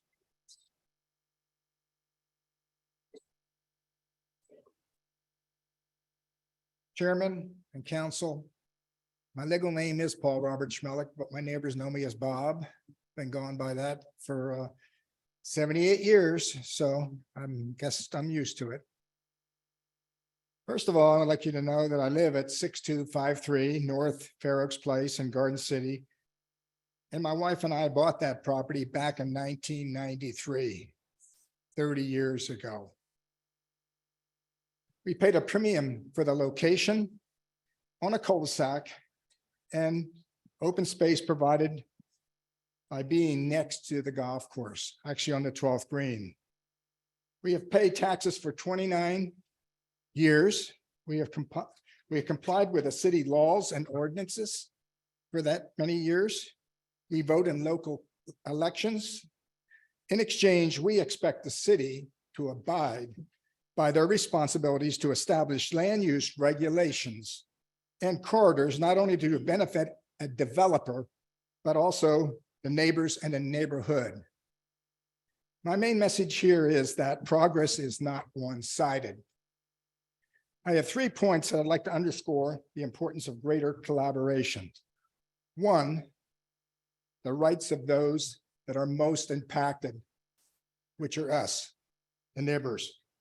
2, short-term thinking is bad for the community. 3, the use of the SAP can lead to problems. I will start with the issues of rezoning using a SAP. The process of using a SAP requires that impacted neighbors are included in the process. Instead of listening to the concerns, the developer ridicules our objections and at the community meetings and acted in opposition to the views expressed by the neighborhood. Instead of listening to the density Instead, they listened to the density of the building and the height concerns. They increased the number of units in the development after the first meeting. The first meeting was just along 10.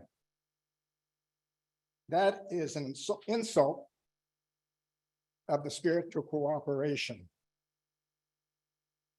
The use of a SAP can lead to the lack of transparency. There has always been an unbalanced consideration given to the developer since day one. Even before the greater leeway given to the SAP, it can also lead to an unequal treatment of the current homeowners versus the developer.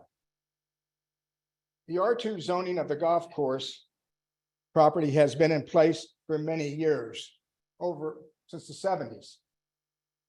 The Garden City Comprehensive Plan, most recently revised less than 2 years ago, your comprehensive plan has been revised, designating the golf course property and the entirety of the golf course as residential low density just 2 years ago. The city land use map described at that city directions for the future, and as recent as 2021 iteration, it also does not allow for that type of high density. High density impacts development for which is proposed is pending in this application. There are many disconnects between the proposed development and the characteristics of real property appropriate for SAP zoning. It's most important for Garden City to carefully consider the potential impacts of SAP before implementing them and ensure that the residents have a voice in this decision making process. Lincoln has not made any kind of those as us as partners, never, not once.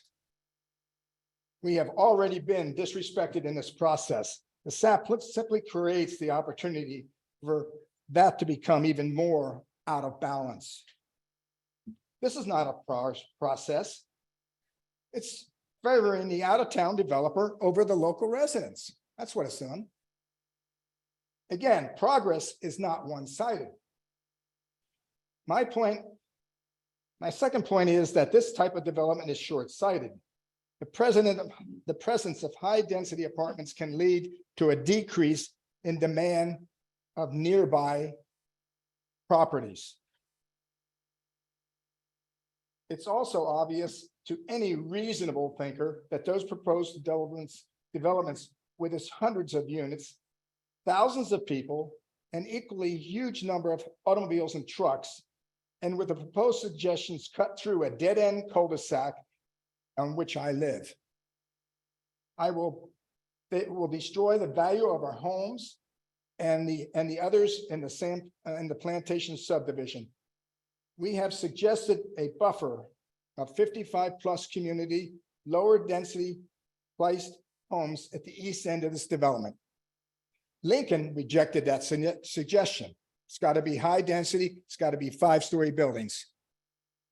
In addition, the proposed high density apartments have limited parking spaces, which you've all heard about.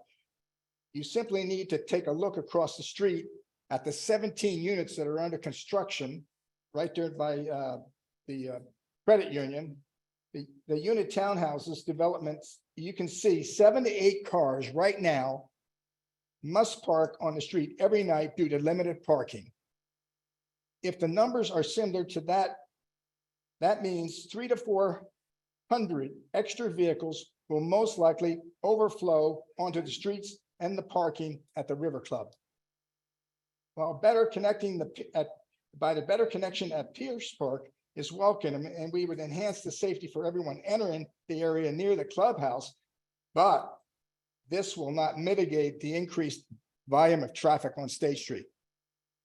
Just 3 nights ago, right here, I was here, the city council debated the impact noise from a once a month 2-hour use of a generator.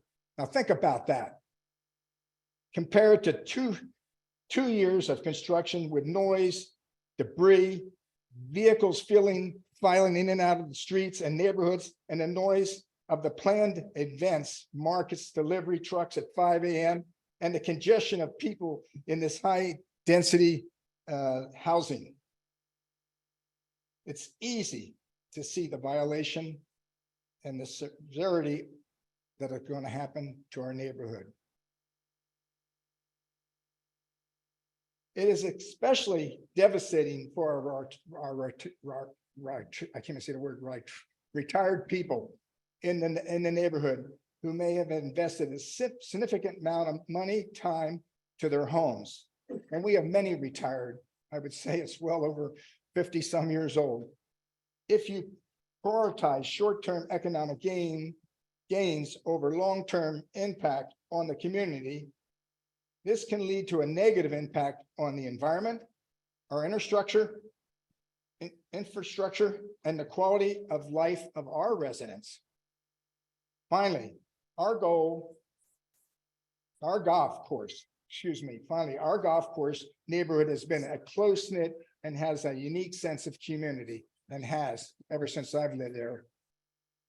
With one way in and one way out of the community, there's been a limited amount of traffic and a limited amount of crime, which can impact the safety and security of nearby single-family homes. This can lead to an increased anxiety and stress for residents, as well as decreased sense of community and safety. We are not resistant to progress. We are in favor of the golf course, really, we are. That's why we moved there. But that should not be the demise of our community. Asking the developer to revise their plans to be more inclusive, decreasing the height of buildings that are 83% taller than and almost twice the height than our normal neighborhood houses. Revising the density to provide a better transition to existing neighborhoods is possible. And you'll need to wrap it up here. Okay. Thank you very much. Thank you very much. Oh, thank you.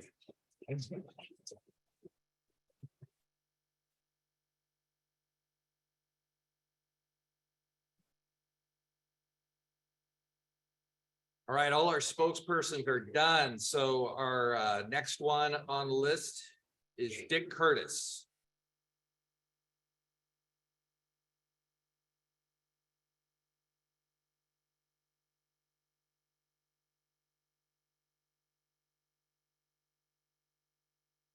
My name is Dick Curtis. I live at 6256 North Charleston Place, Garden City. First thing I would like to say is that I've been in your seats for many times. I'm a retired school administrator, small business owner, and I want to thank you for your time and effort. And it's not a difficult situation sometimes when you have something like this that you have to deal with.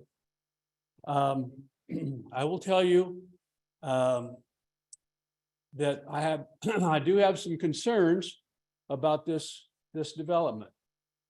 But my bottom line is we need to move and approve this SAP on to the next stage. We have three different an east or a 1, a 2, a 3, however you want to put it, different projects are going to happen in this development. Each one of these projects need to be reviewed and put up against the planning and zoning, parking, density, etc. And that's the job of our elected officials.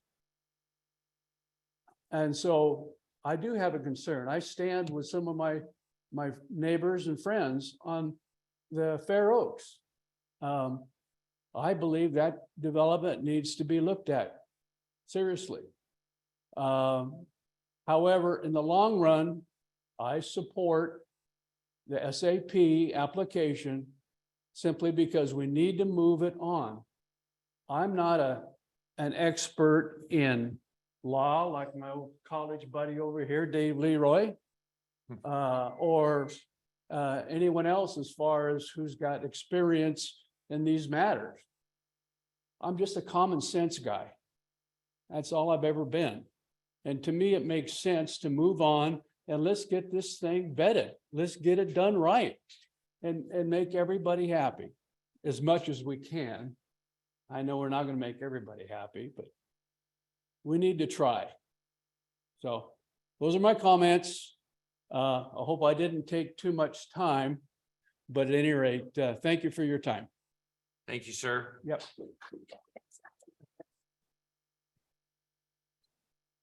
Marty Pironi. Oh, did he leave?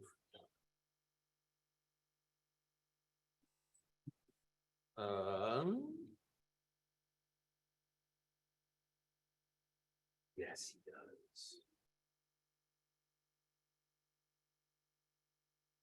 Read him now. Pete Edmonds.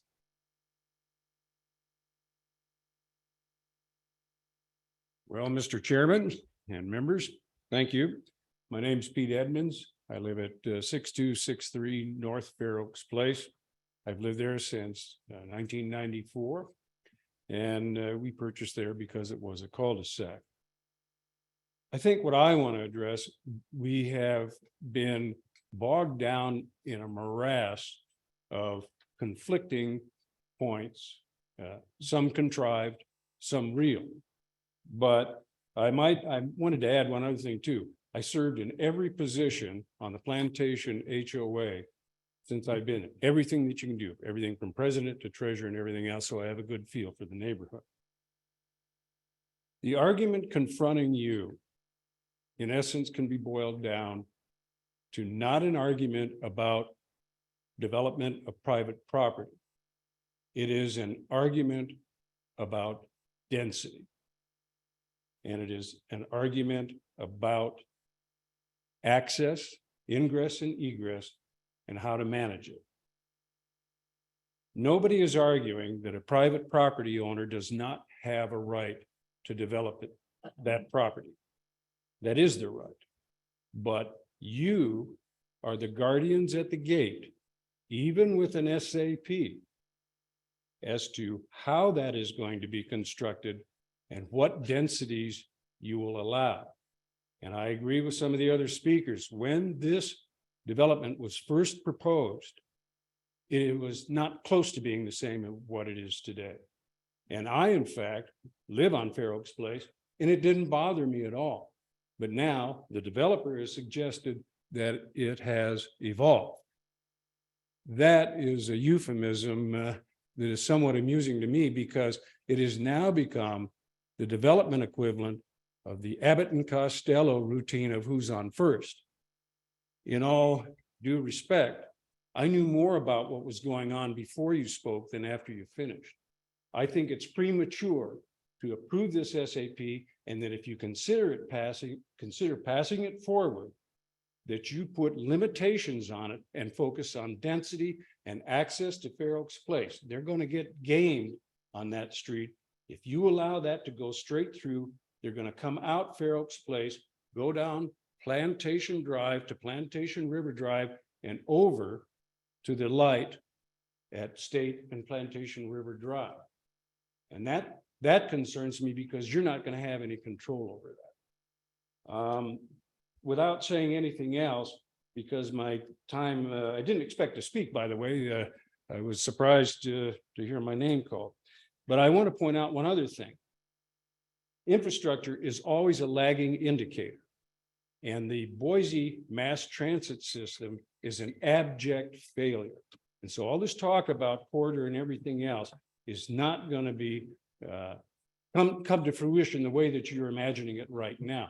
You look at the development, the problem with your transit and with your flow on State Street has nothing to do with providing mass transit. It is where are the access points to cross the river and how many lights go down towards town.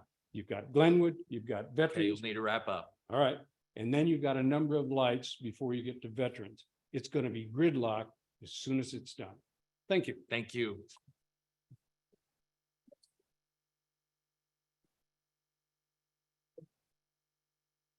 Patty Perkins. Thank you. Mr. Chairman, Commissioners, my name is Patty Perkins. I currently have 2 addresses in the adjacent neighborhoods. I have a townhouse at 5920 West Asheville Lane in the Savannah Greens subdivision. And right around the corner, we bought a house on Plantation Lane at 5928 West Plantation Lane. We've lived there 2 weeks. But we've been in the neighborhood for some time and certainly been members of the club for a very long time, at least my husband has. There are very good points on both sides of this issue. And my position on this is we bought in the neighborhood because we believe that the development, once it goes through all of your processes, will be thoughtful and will be an enhancement to not only our neighborhood, but to the city of Garden City. The club, the River Club, is very important to us. It is the hub of our social life. It's the hub of all of our friends. And we want very much to retain the golf course and the club. And we feel that Idaho being so strong on private property rights, that there's going to be development regardless of whether I want it to stay exactly the way it is or not. I love the deer. I love the habitat. I love the green space. I do think there are some things that need to be looked at. I agree with some of those points, but I really feel that this is our best shot in retaining that centerpiece of our community, and that is the River Club. And there's been a lot of things said about Will Gustafson, the owner, and I was very much a skeptic when he first came on the scene. And he has invested in that club in a way that says that he's serious about staying here and keeping that club as a centerpiece and keeping the golf course. So I thank you, and I urge you to approve the SAP. Thank you very much.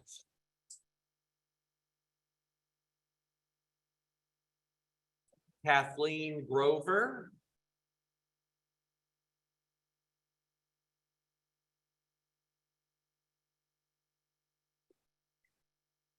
Mr. Chairman, I am not Kathleen Grover. Kathleen Grover is the daughter of one of our 94-year-old residents who wrote up a piece and wanted someone to read it. Would you allow that? You could submit it. We've got other ones we'll have to read into the record later. We are going to read everything that's been submitted. If somebody submitted, we could just add it to that. Okay. If you're fine with that, yeah. Yeah, That's what I think I'd like to do. she's 94 years old and she was concerned about the moral issues. Of this, Is so name and address and all that stuff on that? everything is on here. Okay, yeah, we'll just add that to our, Right. Thank you. Right. okay, let's do another 5.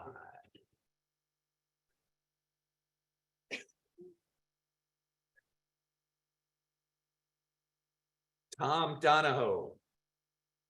Did he? Filled it out twice then.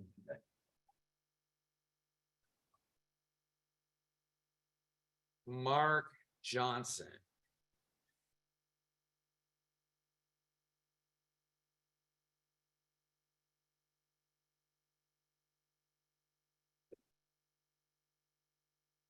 Where's your teleprompter? My name is Mark Johnson, 6281 West Plantation Lane. We've been there 25 years. Mr.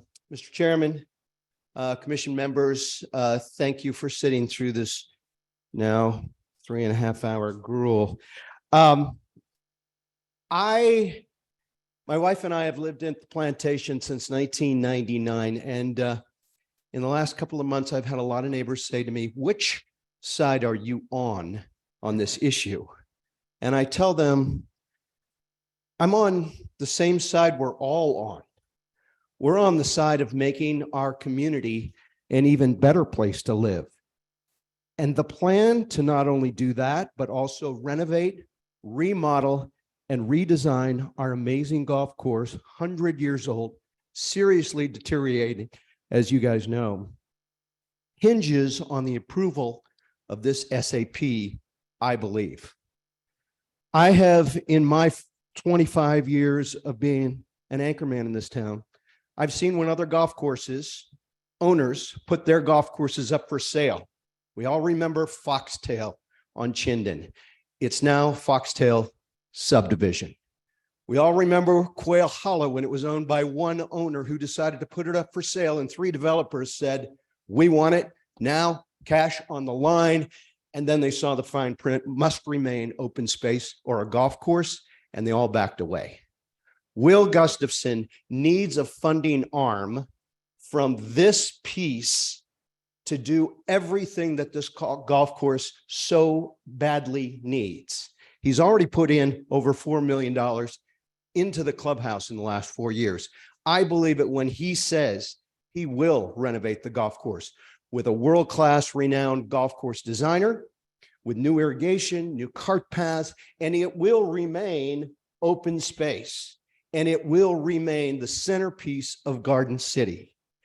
Along with that, this development that Lincoln has proposed, to Pat's point, we don't drive on State Street to go to fine dining until we cut the ribbon on the residences at the River Club. Then we will. Not only will it be a beautiful place in our community for us to go in a community gathering setting, but it'll actually increase our property values. Think of Bound Crossing on steroids. That is what this is going to be. It's going to be a centerpiece and focal point and gathering place of our community. Ron, it's not going to be an activity center. It's going to be a gathering community center where we are all going to come together as one, instead of my front yard every Friday night during the pandemic. That is the place that I want to live in, and I believe that you need to strongly consider approval of this SAP. Thank you for your time. Thank you.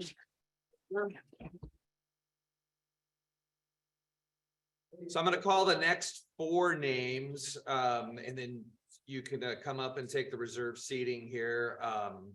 Of those, actually, I'll call the next 5.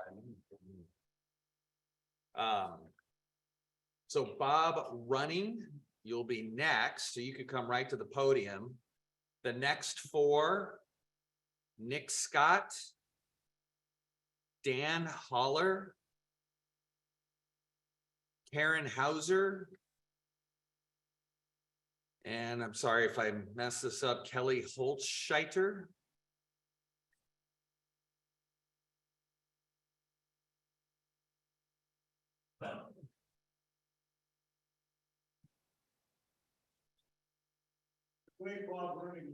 Okay.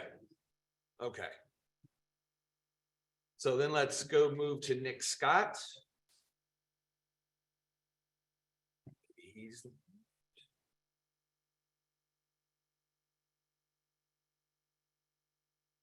Dan Holler. Okay, you're up.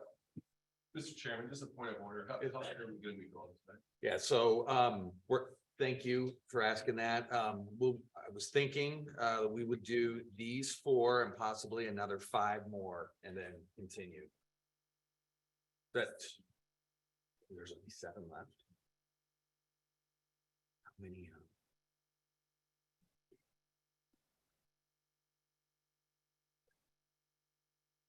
Okay, but a lot. So maybe let's get through all the, well, I thought there was more than that. So let's get through all the testimony then. And then let's talk about as a group, I guess, after we get to all the public testimony, what we want to do with the ones that need to be read into the record. Okay. All right, sir, name and address, please. Yes, my name is Get your Dan. clock started. Thank you so much, Chairman Rasmussen. My name is Dan Holler. I live at 6254 North Fair Oaks Place and have with my family for the last 29 years. I'm speaking tonight as a Garden City resident as well as a voter in the Garden City area, and certainly as a homeowner and a member of the Plantation Homeowners Association, and a very concerned member of what is happening to our community as far as the process that's been followed. And I will tell you that I'm opposed to the SAP for particular reasons, and I'd like to outline those. The existing R2 permit allows for 6 family homes to be built on 1 acre. If approved, the SAP rezoning will allow for 700 to 750 units, as we heard here tonight, on 22.5 acres, more than 6 times the density under the R2 code currently, thus increasing Garden City's population by approximately 20% on just this small area alone. Access to the Greenbelt will be through existing cul-de-sacs, despite what the developer may say. And the developer is asking to build 4 to 5 story structures only 90 feet away from existing homes. I agree, it's about density. The property in this application does not meet the city's definition as to where an SAP is applicable. Under ordinance number 1018-20B, quote, an SAP application is encouraged for the development or redevelopment of properties defined in the comprehensive plan as transit-oriented development activity nodes, or as neighborhood destination activity nodes, or as future planning areas, end quote. The 22 acres in the SAP application does not meet this requirement. In resolution 1016-19, page 37, the future zoning map identifies the 22 acres as open space / park, not a future planning area. Additionally, Pierce Park is not a TOD activity node, as we were told tonight by the developer.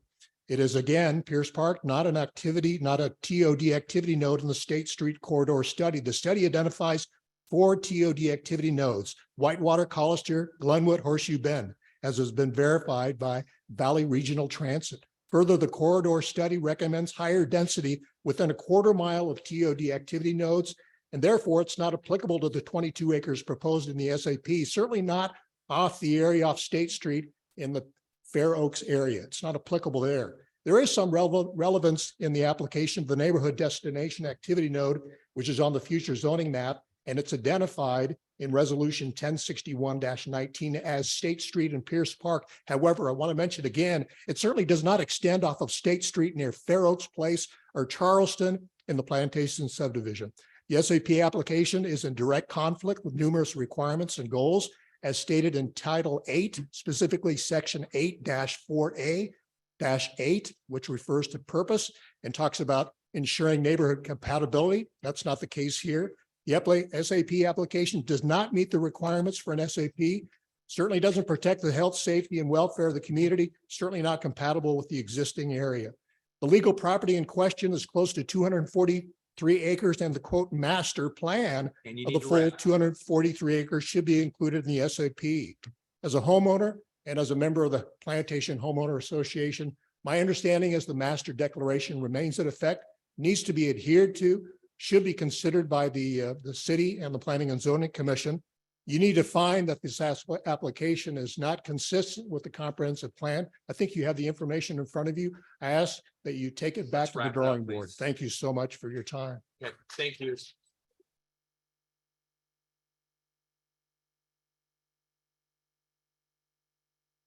Karen Hauser.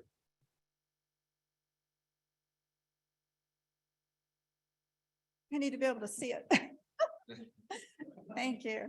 Okay, good evening. My name is Karen Hauser. I live at 3695 North Gramercy Lane. Thank you for providing an opportunity to speak about this SAP application. I appreciate your time as much as I'm sure you appreciate my time. I pose the proposed application for many reasons, but we'll focus on just a few. Before I begin, however, I want to acknowledge that many people support this application for many reasons, most of which focus on wanting to retain what is left of the golf course after the proposed development is complete. Some believe that in order to keep the golf course at all, the city must approve this application, or else they run the risk, per Mr. Gufterson's threat, of losing the whole golf course in its entirety. No one here, I believe, wants to lose the whole thing. We love the golf course, we love the birds, we love the wildlife, we love everything about it. We appreciate the green and the trees and the quiet. It's been here for a long time, we all like it. However, no one forced Mr. Gufterson to purchase the golf course. He has extensive experience in such developments, not all of which have proven successful, and he knows the risks involved in purchasing a property with the intention of maximizing its potential while also realizing maximum profits. This is his own undertaking, so all associated risks should be his to bear. His threats of being forced to sell the golf course if the SAP is not approved reek of leveraging the immediate neighborhood and its residents to maximize his own investments. It is not the responsibility of this commission or the city council to approve the SAP so as to avoid any professed doomsday end results. The current R2 zone is adequate to develop the 22 plus acres currently under scrutiny. Approving this SAP application will essentially give Mr. Gustafson a blank check to continue to further develop portions as he sees fit and as he gets you to approve. When this new SAP zone classification was first promoted by Bob Taunton and Joanne Butler, they made comparisons to successful Boise and Ada County developments, as we've heard tonight. They're not the same. We've already talked about this. I won't spend any more of my time on it, but they're not the same as what this is. I want to address one aspect. On December 28th, Mark Johnson interviewed Mr. Gustafson regarding the proposed development and answering a question regarding the possible bike lane. Mr. Gustafson promised, quote, "None of our streets will be impacted with traffic or pedestrians," unquote. On April 6th of this year, Joanne Butler wrote to the commission that there will be no path between the development and Fair Oaks. On April 10th, LPC submitted several drawings, including the circulation system drawing, which indicates no pedestrian or vehicular access to Fair Oaks, quote unquote. And now today, in the current proposal, in the current staff report, it includes a bike and pedestrian path. I honestly don't know who to believe. I got lost in Jenna's description. I honestly don't know whether it's in or out. I don't know where it's at. I really don't. And to suggest that a path would facilitate school kids to get from South of State Street to the schools north of State Street, the Boise School District will not approve that unless obviously there's a bus path in a public street, which has already been addressed. Quickly, I want to respond to a description that Mr. Gustafson made regarding people. You do need to wrap it up. He calls us ill-informed. We are not ill-informed. We are very informed. And tonight he called us disgruntled neighbors. Yes, you're right about that. I am disgruntled. Thank you. Okay, Kelly. Kelly Holtschneider. Holschneider, yeah. Did I do that right? Yeah, pretty good. Okay. Yeah. Hi, my name is Kelly Holschneider. I live at 6283 North Fair Oaks Place. My husband and I, we live there with our 3-year-old daughter. We purchased our home at a premium 2 years ago when our daughter was just 1 year old because it's on a quiet cul-de-sac in a beautiful neighborhood. We wanted a safe place for our daughter to grow up, a place where we can create beautiful memories. There are 2 neighbors on our street located beyond our house at the end of the cul-de-sac and one across the street. All 3 neighbors are friends and know to look out for our daughter when arriving or leaving their home. Other than the odd delivery truck and lawn care company, our cul-de-sac is very quiet. We are grateful to have such amazing people surrounding us whom we trust. We know they are looking out for our daughter, which gives us a sense of security and peace, and we really enjoy their company. Over the past 2 years, we've been able to create wonderful memories on our street. Our daughter has learned to ride her pink tricycle and to drive a small electric car. We kick around a soccer ball on the front lawn, blow bubbles and chase them for hours on end, draw rainbows, robots, and hopscotch patterns on the driveway and sidewalk, and collect cool things like leaves, sticks, and bugs. As you can imagine, we are often found outside in the front yard in the warm weather, playing with our daughter and enjoying conversations with our neighbors. By approving this SAP application, we foresee that we will no longer have a quiet street to enjoy. The Design and Review Committee recommends connecting a bike path and a road to Fair Oaks Place. With the increase in pedestrian and vehicular traffic, we have serious concerns for our daughter's safety. A pathway will dramatically increase the pedestrian traffic into our cul-de-sac. A considerable percentage of Garden City's population will have direct access to the greenbelt in front of our house, and this does not even include the neighborhoods across State Street that will likely use this pathway as well. We anticipate people will park on our street to visit friends and family who live in the development using the path to get there. And a road into our quiet cul-de-sac will become a throughway for hundreds of vehicles per day.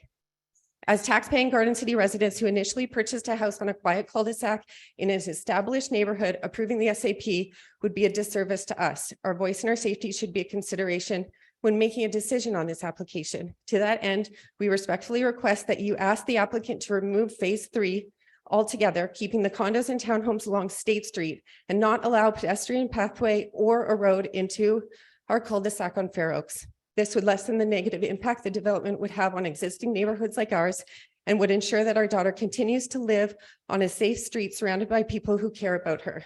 I'm sure you understand, as parents or grandparents yourselves, why we are requesting changes that ensure the safety of our daughter and our community's children.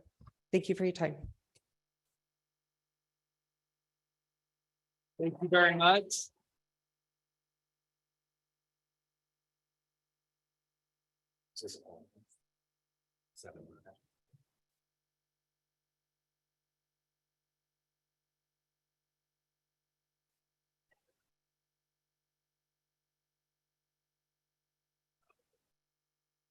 All right, so we got 6 chairs.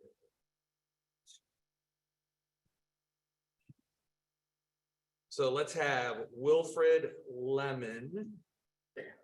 You're next, but also can come up Margaret Henbest, Heidi Pearson, Alexander Robinson, and Andrea Fogelman.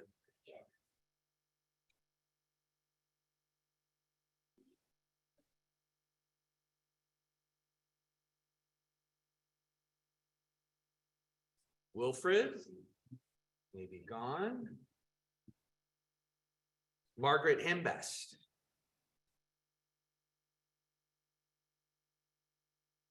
Thank you, Mr. Chairman, and for your patience tonight and your service.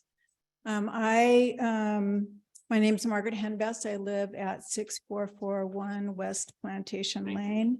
I've lived in the Plantation neighborhood for 35 years. We raised our family there. I am now retired. I'm a pediatric nurse practitioner and a former Idaho State representative from District 16, which encompasses the golf course and the surrounding area. During my service in the legislature, the top issues of concerns for residents in my district was transportation, including traffic and roads and schools. I imagine that they're still the top most important issues, and I am urging you to vote against the planned development proposal in the SAP. I believe that the proposal is not consistent with Garden City's own master plan, and I'm going to be brief about that. Number one, multiple 4-story structures do not provide, and this is quote unquote, a transition in height and scale that is compatible with the existing surrounding neighborhoods, which are predominantly single-family homes. Secondly, the planned development does not create a premier location for work, entertainment, culture, and commerce, but rather it encompasses rows of densely populated 4-story apartment buildings with standard amenities and likely not enough parking. The development does also not, quote unquote, beautify the landscape by cutting down trees and paving over existing green space.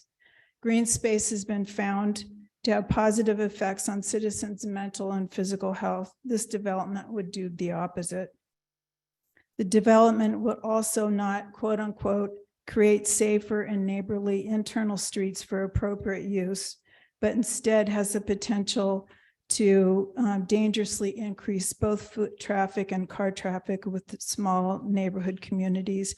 And I thought I was going to make my 3 minutes, but I would just add, as a former legislator, my experience is that development does not pay for itself. The development lands on the shoulders of property taxpayers. And what we've seen in rapidly growing outlying communities in the Boise Valley is school bonds that don't pass. We had a lot of conversation in the legislature this year about property tax relief, and I have a concern that that will be the future of Garden City as well. Thank you for your time.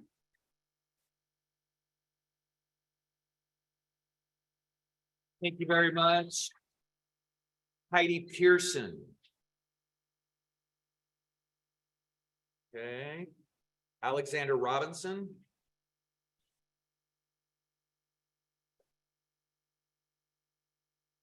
try to keep this short and sweet so we can all get home for dinner. Chairman, commissioners, If you could, sorry to interrupt, state your name and Yep. address, please. Alexander Robinson, I located at 6650 West Winston Lane in Boise. I'm here today as an advocate for the preservation of our community at 3921 North Kessinger Lane. I am the executive director of Edgewood Plantation Place, the senior living community there. Edgewood Plantation Place is a community that's been cherished home for many of our residents for years. Our community has a rich history, and we've always taken great care to preserve and protect the natural beauty that surrounds us. Our front patio is directly adjacent to the 9th hole of the golf course. The proposed development would eliminate the view that our residents have come to treasure and appreciate over the years. The view has always been a source of pride and pleasure for our residents, and the senior citizens residing in our community have truly enjoyed the view of the golf course and say that it's like living next to a beautiful park.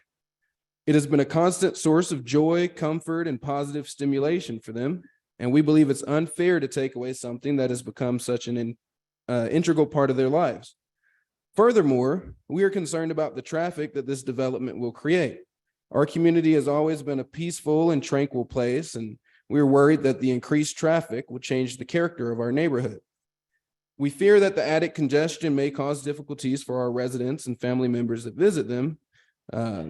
We acknowledge the development and developments like this can be essential for the growth of our city, and we welcome that. However, we believe that it should not come at the cost of our community's well-being. We urge the council to consider alternative locations or options for this development that would not affect or put our senior citizens in harm's way or affect the environment.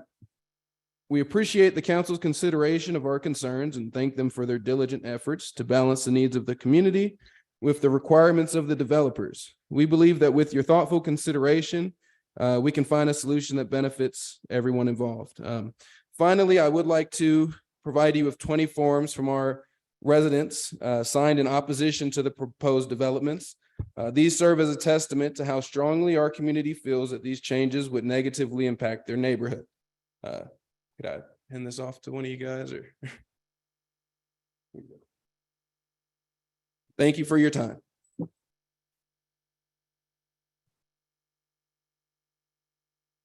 Thank you, sir. Andrea Fogelman.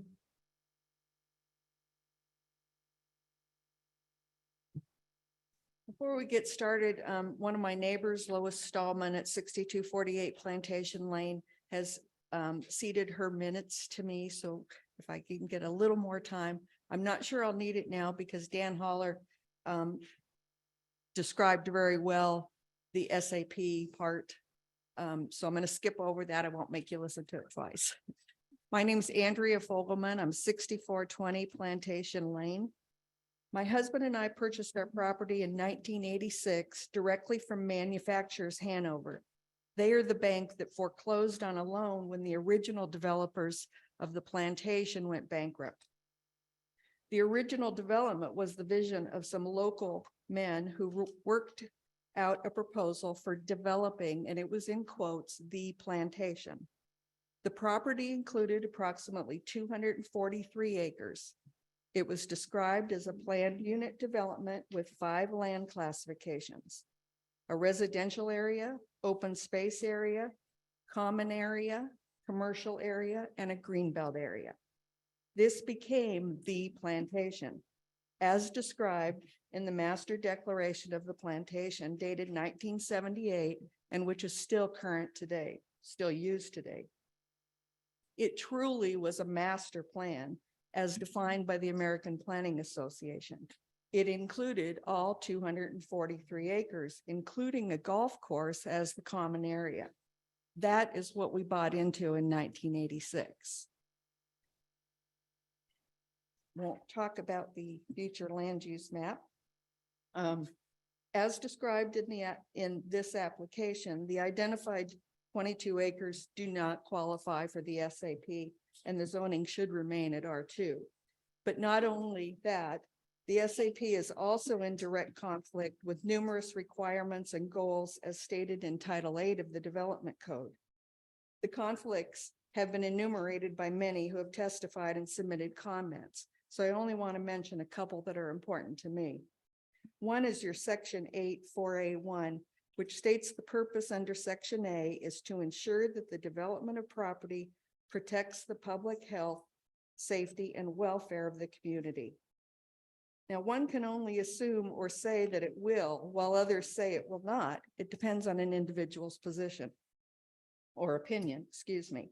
There's nothing in this application that specifically explains how it will protect the public's health, safety, and welfare. Section B of that code of purpose states that the development will protect property values and rights of all residents. We know this development will not protect property values. You can ask, and we have, any real estate agent if the exact same house were built on a golf course or in a different location that was not a golf course, would the value be the same? The answer to that is no. The golf course house would have more value. Because this SAP is not a master plan, or it would include the full 110 acreage that includes the golf course, there's no guarantee that we have that the golf course will remain, and thus the homes are going to lose value.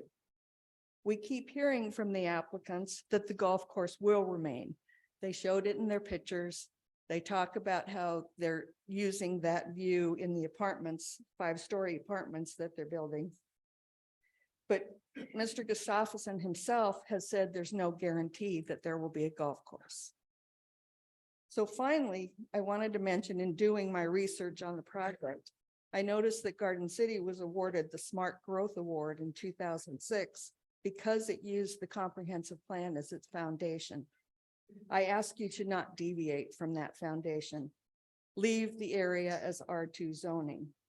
And then I wanted to make one other public comment just about this hearing in general. The public notice signs, the big billboards that usually go in the neighborhood and on the property, those were removed when the date changed. They were never replaced. So I thought it was a legal requirement. Maybe it's not. That's a question that I ask you. Is that no longer a legal requirement of public hearings? Thank you for listening. I know it's been a long night. Appreciate your time. Thank you very much.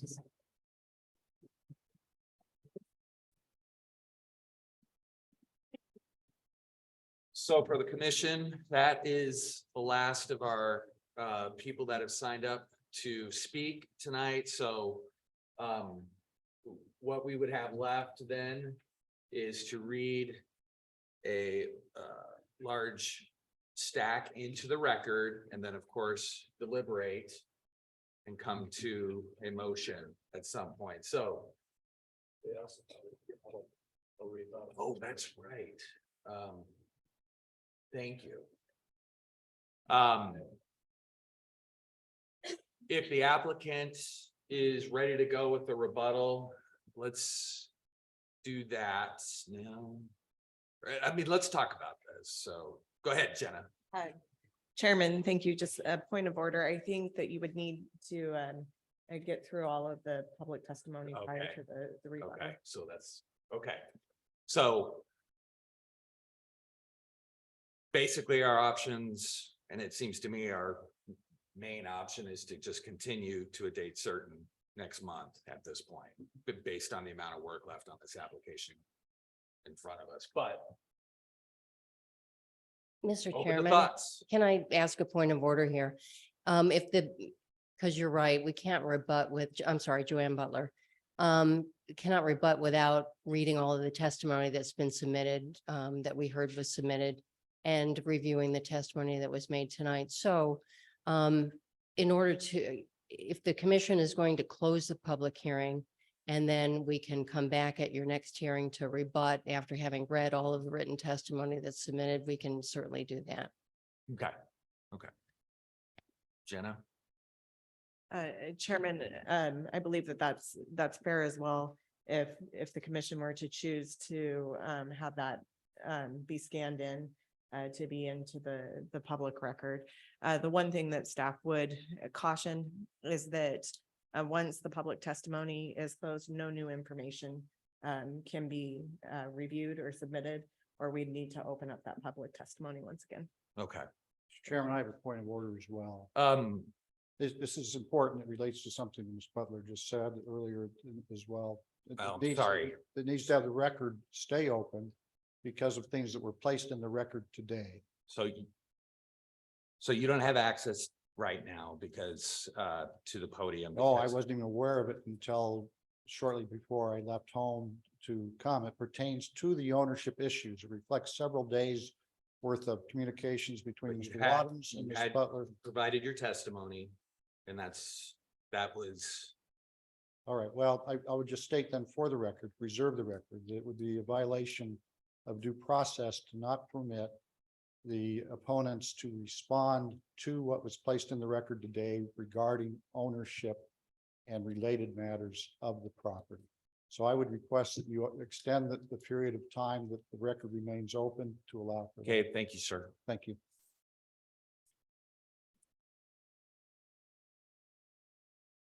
Okay, so again, for the commission, I think we obviously leave public comment open because we're going to continue reading input if we were to continue tonight. So thoughts by the commission?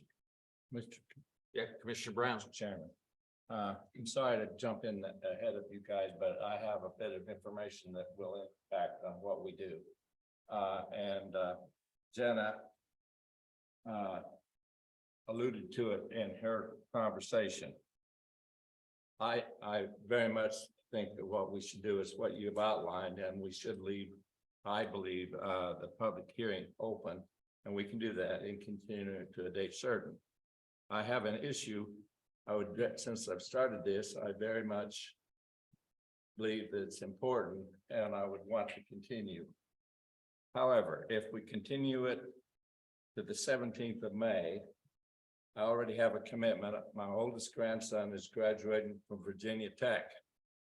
And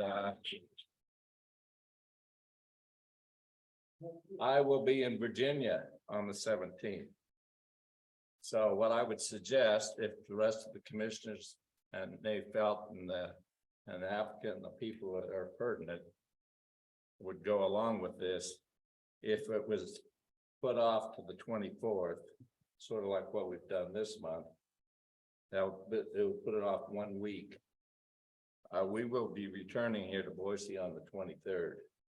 So I could be here on the 24th and we would, those of us that started this whole process would be available then. As I indicated, it's not something that I can change. So that's my thoughts on it. I would support us continuing. I would like to have the date certain be the 24th or even another date other than 24th, but that didn't work out. Jenna, that presents, if we were to do that, the date certain of May 24th. Chairman, this room is available on the 24th, but we would need to check it. I don't know if all the commissioners have their calendar. Also, certainly the applicant would need to consent to that change as well, or the continuance to that date, and that it would be a special meeting. Yeah. But if everyone's available, I don't see why there would be a reason not to continue to a special meeting similar to this meeting. Okay. Commissioner Montoya, any thoughts? Chairman, I agree with your decision for the recommendation for tonight. And then I would like to have Commissioner Brown available, just with his history on the commission. I think it's extremely valuable. So I'm available for the 24th and would support that. Okay. Commissioner Shepherd? I also agree. I also agree with continuing, and I am available on the 24th. Okay. As am I. I don't know if we can ask the applicant now if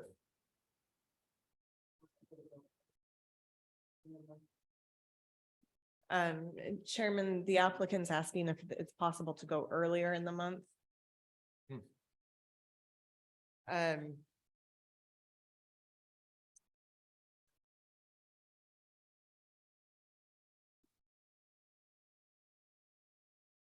Mr. Chairman, Commissioner Brown? since I started this, we are departing on the 9th. So if you did it on a Wednesday, that would be the 3rd. But other days that week and the 8th. However, the 9th, from the 9th to the 23rd. and Chairman, on the 3rd, this room is booked out. Okay. So, I'm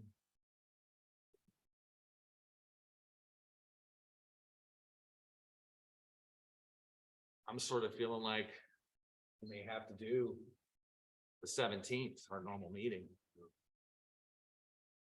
I just want to hear.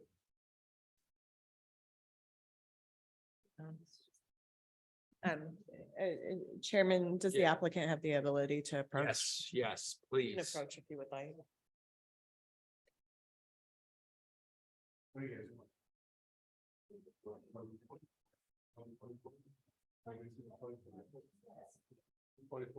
The 24th, okay? And the second question would be at what time? I could probably do 5:30 again. The commission, rest of the commission is nodding at 5:30.